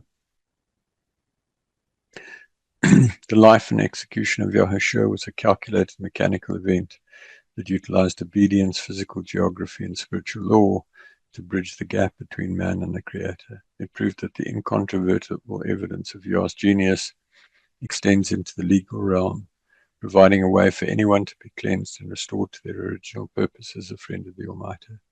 This was not a religious story, it was a structural intervention. The earthquake, the crack in the rock, and the blood on the mercy seat were the necessary engineering steps to reset the legal status of the human race. Believers in hell for unrepented sin. So contrary to common teaching, it's not the unbelievers who go to hell. It's the believers who have unrepented sin who go to hell. So believers who die with unconfessed, unrepented sin must undergo a period of intense purification in hell, the correction center, to pay for their transgressions. Only then do they enter heaven. Sinners breaking one of the 10 Commandments and certain ancillary laws. This process is a sober legal reality where the duration and intensity of suffering are tailored to the severity of the believer's earthly unrepented sin. This is in recognition of the intense torment that Yeshua underwent to provide a way for repentance and forgiveness. First, legal debt of sin. Unrepented sins create a debt that must be settled in hell, if not cleared on earth through the blood of Yeshua. Purpose of purification. Hell functions as a correction center to burn away sin and prepare the spirit for the holiness of heaven. Duration of punishment. The time spent in hell is directly proportional to the number and severity of unconfessed sins. Intensity of torment. Torment is tailored to the specific nature of the sin, ensuring the punishment fits the crime. Terrifying reality. Believers in hell experience severe terror, heat, and emotional agony due to their disobedience. The role of deception. Many believers enter hell due to false beliefs and failing to repent of their sin. Organized religion is a big driver of this. Final entry to heaven. Upon fully paying the price through suffering, the believer is released from hell to enter the kingdom. In summary, unconfessed sins lead believers through the agony of hell for purification, emphasizing the necessity of constant self-examination and repentance to avoid this temporal torment. So people who believe and then ignore Yah for the rest of their lives, when they die, are sent to the outer darkness, the trash heap of heaven, bitterly cold and black with weeping and wailing and gnashing of teeth. There are tens of millions of people in the current age that are headed there. So, for example, doing a altar call to thousands of people and then not helping them to grow, they're going to end up here and you're not going to do so well on the day of judgment. The lake of fire and brimstone for believers who are rejected after willful sin. They're destroyed in the incinerator after time in hell to pay the price for unrepentant sin. So if you're a believer and you get shown that you're sinning and you just say, oh yes, I'm sorry, and you do it again and again and again, eventually Father's going to say, you know what, you don't really trust me, you don't really believe in me, I'm going to throw you out. And you get thrown in the incinerator and die in a moment of torment and terror. Critical actions on first belief. 7 foundational steps to transition from unbelief to a committed relationship with the Creator. Legally severing ties with the satanic realm and establishing a new spiritual foundation. These actions include a decision to believe, a prayer of commitment, a 7-day fast, full water immersion, mounting with oil and grape juice representing the blood of the covenant, cutting unholy ties, and repeatedly taking the covenant meal, amongst other things. The decision to believe, a firm, heartfelt decision that the Creator exists. And if you've prayed that short prayer that I've given you a couple of times, that has already happened. Simple prayer of commitment, praying to accept Yah and ask for forgiveness. We've done that. There's a more detailed prayer that I'll give you in a minute. 7-day fast. I strongly recommend that as soon as you come to belief, you partake in a 7-day water-only fast. You can take the bread and wine of the covenant morning and evening as well. Total immersion in a mikvah body of clean water, and I recommend threefold immersion. Anointing with red grape juice to represent the blood of the covenant for deep spiritual cleansing, and then anointing with oil to represent the spirit of Yah and being filled with the Spirit. Cutting of unholy ties, renouncing vows and covenants that you've made that are not right. And the first covenant meal, seal of the new relationship, utilizing the blood of Yahushua. These steps constitute a spiritual reboot necessary to move from the kingdom of darkness into the kingdom of Yah. By completing these actions, a new believer secures their spiritual standing and begins their journey of relationship with the Creator. Link to the full article is in the comments. Why so many believers have problems, judgment in this life. Judgment is not primarily a distant end-of-life event, but an active, ongoing reality experienced in this present life by believers. Most people misunderstand judgment, assuming it occurs only after death, whereas in truth, consequences unfold continuously in response to beliefs, actions in alignment or misalignment with the Creator. Life is a testing ground in which outcomes, blessing or hardship, reflect spiritual condition and choices. Personal responsibility, awareness, and the urgency of right relationship with the Creator now are critical rather than postponing concern to a future end-of-life judgment. Judgment is active in this life. Judgment is immediate and ongoing rather than deferred. Life circumstances themselves, health, provision, accidents, are evidence of alignment or misalignment with the Creator and presence or absence of sin. Most people misunderstand judgment. The prevailing belief is that judgment only occurs after death is a misunderstanding that leads people to ignore present accountability and delay necessary change and fail to learn from things that go wrong in their lives. Consequences reflect spiritual state. Personal responsibility is central. The Creator is actively engaged. Judgment is not random. It is the active involvement of the Creator in guiding, correcting, and responding to human behavior in real time. Correction is an opportunity to learn and course correct. Ignoring judgment leads to escalation. If you get judged and you keep doing it, you will get judged more harshly, and if you carry on in time, you'll be rejected. Right relationship is the objective. The ultimate purpose of judgment is relational, not merely legal. It's intended to draw individuals into a correct and close relationship with the Creator in this life, free of sin, remembering that sin separates one from the Creator. The mechanism. The satanic messenger or angel observes sin and escalates it up the satanic hierarchy. Senior satanic messenger, as accuser, prosecutor, brings the case before the judgment seat, the throne where Yah is judge, with Yeshua as advocate pleading for mercy. Judgment is given, and the satanic and demonic realm execute the prescribed judgment. In essence, judgment is a present tense reality rather than a distant future event. Life itself becomes the arena in which judgment unfolds, with outcomes reflecting alignment or misalignment relative to the Creator. Misunderstanding this principle leads to complacency, while recognizing it introduces urgency and responsibility. Difficulties are positioned not simply as punishment, but as opportunities for correction and growth. The central thrust is clear. Individuals must pay attention to the evidence in their lives, take responsibility, and actively pursue right relationship now, because judgment is already in operation. You can pray. Father, I come to you in the name of Yahushua. I recognize that I've sinned. List your sins. And in the name of Yahushua, I ask you to forgive me. And then to be filled with the Spirit of Yah. Father, I ask you to fill me with your Spirit and help me to draw as close to you as possible. So what is sin? What do you need to do to avoid judgment? Sin is defined as the legal violation of any of the Ten Commandments, which serve as the foundational standard for judgment and spiritual protection. Violating these commandments acts as a foothold for spiritual oppression, while the mark of the beast represents habitual disobedience to one or more of these laws and is not a physical microchip. Definition of sin. Sin is defined as non-compliance with any of the Ten Commandments, providing legal ground for demonic oppression and spiritual disconnection and judgment. Mark of the beast. This is identified as a spiritual mark signifying disobedience to the commandments rather than a physical device, vaccine, or microchip. The first commandment, no other mighty ones. This prohibits placing anything or anyone, including Yahushua, before Yah or equal to Yah. Prohibition of idols. This forbids treating physical objects or individuals as mighty ones and worshipping them. Includes the Bible, the Torah, and the Quran. The true Saturday Sabbath. Adherence to the true Saturday Sabbath. Really important. One big gift you can give Yah.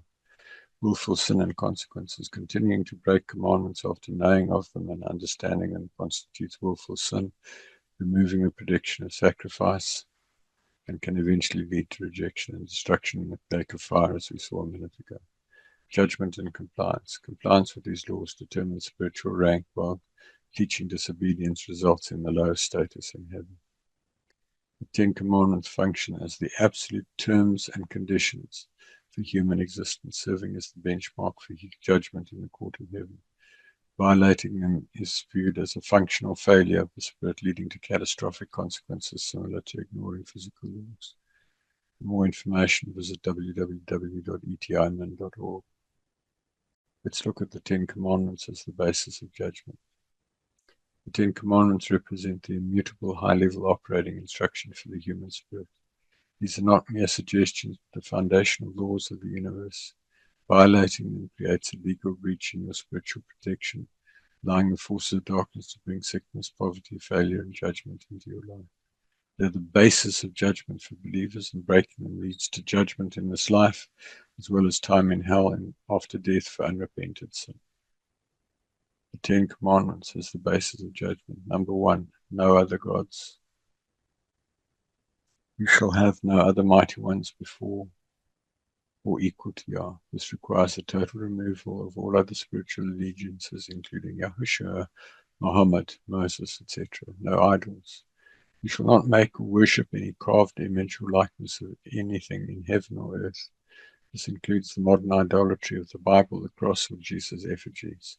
Also the worship of money, fame, or religious figures. It also includes the Quran and Muhammad. Do not take, and the Torah, by the way.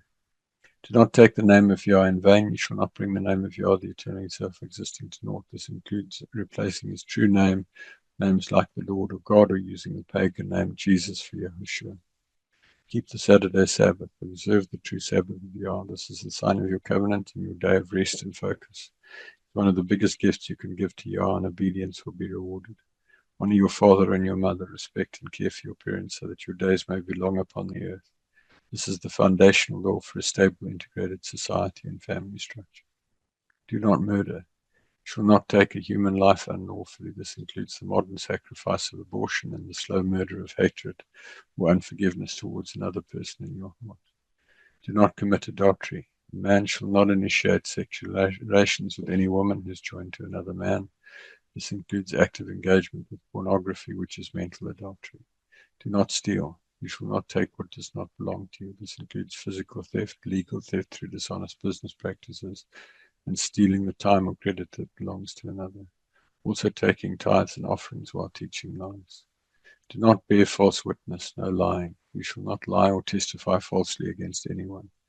Truth is a mechanical requirement of the kingdom of Yah. Lies create data corruption in your spiritual standing. Do not covet. You shall not lust after your neighbor's house, spouse, or possessions. Covetousness is the root of sin that leads to the violation of all other commandments through selfish desire. These 10 laws are the security firewall to your soul. In the court of heaven, you are judged based on your compliance with these rules. Living in accordance with them is the only way to live without sin. ensuring your prayers are heard and your life is protected from the legal claims of the satanic realm. 10 Commandments were written in stone by Father Yah at Mount Sinai. They will never change. The appendix, some important facts correcting religious errors. This appendix serves as a critical technical correction to 6,000 years of satanic and demonic religious deception. In any engineering project, using the wrong terminology or faulty data leads to system failure. Likewise, these facts are essential to align your spiritual software with the actual reality of the master architect for the The true name. The Creator's name is Yah, the eternally self-existing, not God, or the Lord, or Hashem, or Allah. These common titles are generic and pagan and were strategically introduced by the demonic realm to raise the power of his true name. Yeshua is 100% human. The man commonly called Jesus is actually correctly called Yahushua, and he is 100% human. He is not God and never claimed to be. His victory over sin was only legal because he overcame sin as a man. The Bible is not the word of God. The Bible is a collection of useful human writings that contain errors and has become a modern-day idol. It is a useful historical reference. The word of Yah is his direct living voice to you today. The era of Jesus, the name Jesus, is a mistranslation that is phonetically linked to Iesus, meaning Hail Zeus, a demonic deity. Continued use of this name after learning the truth constitutes willful sin and provides a legal opening for demonic oppression. The torture state. Yeshua was executed on a single upright stake, not a cross. The cross is an ancient Babylonian pagan symbol of the sun god and has no place in the true worship of Yah. No grace for willful sin. The religious idea that you can continue to sin because of grace is a lie. After learning the truth, continued willful sin leads to the unpardonable sin, where forgiveness is no longer available. The false Sabbath. The true Sabbath is Saturday, not Sunday. Sunday worship is a Babylonian day of the sun tradition that honors the adversary rather than the creator. And this is from sunrise Saturday to sunrise Sunday. State of the dead. When a person dies, they do not go to purgatory or sleep. They either enter heaven as a believer or remain on earth as an ancestor spirit demon if they just do not believe. Virgin birth myth. Yeshua was the biological son of Miriam, Mary. He was conceived without sin through a creative miracle by Yah. He had to be fully human to satisfy the legal requirements of the contest. Yah did not have sex with Mary. These facts represent a major departure from tradition or modern religion. To climb the mountain, a seeker must be willing to discard comfortable lies in favor of clinical, historical, and spiritual truth. There are many more truths on the ETI website. Aligning with these facts is the only way to ensure your prayers reach the throne of Yah without being intercepted by the forces of darkness. If you use the wrong login and password, you cannot access the system. These 9 corrections are the correct login for the kingdom of Yah. Without them, you're praying to a satanic counterfeit. The final appeal. The choice is yours. We spent this time looking at the fingerprints of a master architect. We've seen the mathematical scaffolding of the stars, the digital code in our cells, and the mechanical genius of our own bodies. As an engineer, I can tell you with total certainty this is not the work of chance. This is high-level intentional engineering on a scale that humbles human intelligence. But the most important fact is not just that Yah exists. The most important fact is that Yah is lonely. He didn't build this massive universe just to watch it run. He built it to find friends. He is looking for highly intelligent partners who will converse with him, create with him, and involve him in every facet of their lives. He's waiting for you, irrespective of your religion, your social context, your level of education, your level of wealth, or anything. He wants you to become his friend. Doesn't matter if you're an outright Satanist, killer, whatever. He wants you to become his friend. You're standing at the base of the mountain of relationship. You've seen the demographics. You know the stakes. You can choose to ignore this evidence and remain in the satanic wilderness away from the mountain, or you can choose to begin the rugged ascent. If you're tired of the noise, the deception, and the emptiness of a world that denies its creator, I invite you to go for it right now. Reach out to Father Yah. Use his true name. Start the 7 components of drawing close. My journey began in a locked hotel room in 1993, and I've never looked back. Your journey can begin right now, exactly where you're sitting. Don't miss the best part of why you're on earth.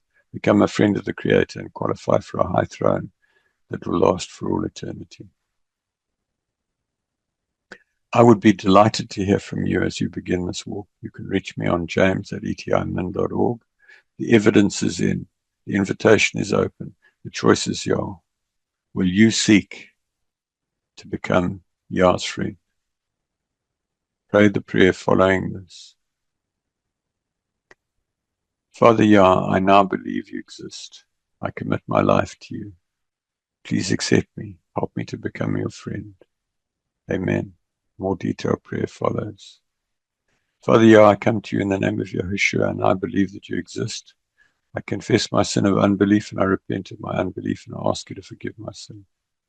I now commit my life to you, and I ask you to take me by the hand and lead me into deep relationship with you. I ask you to fill me with your spirit and to change me and help me to become the person you want me to become.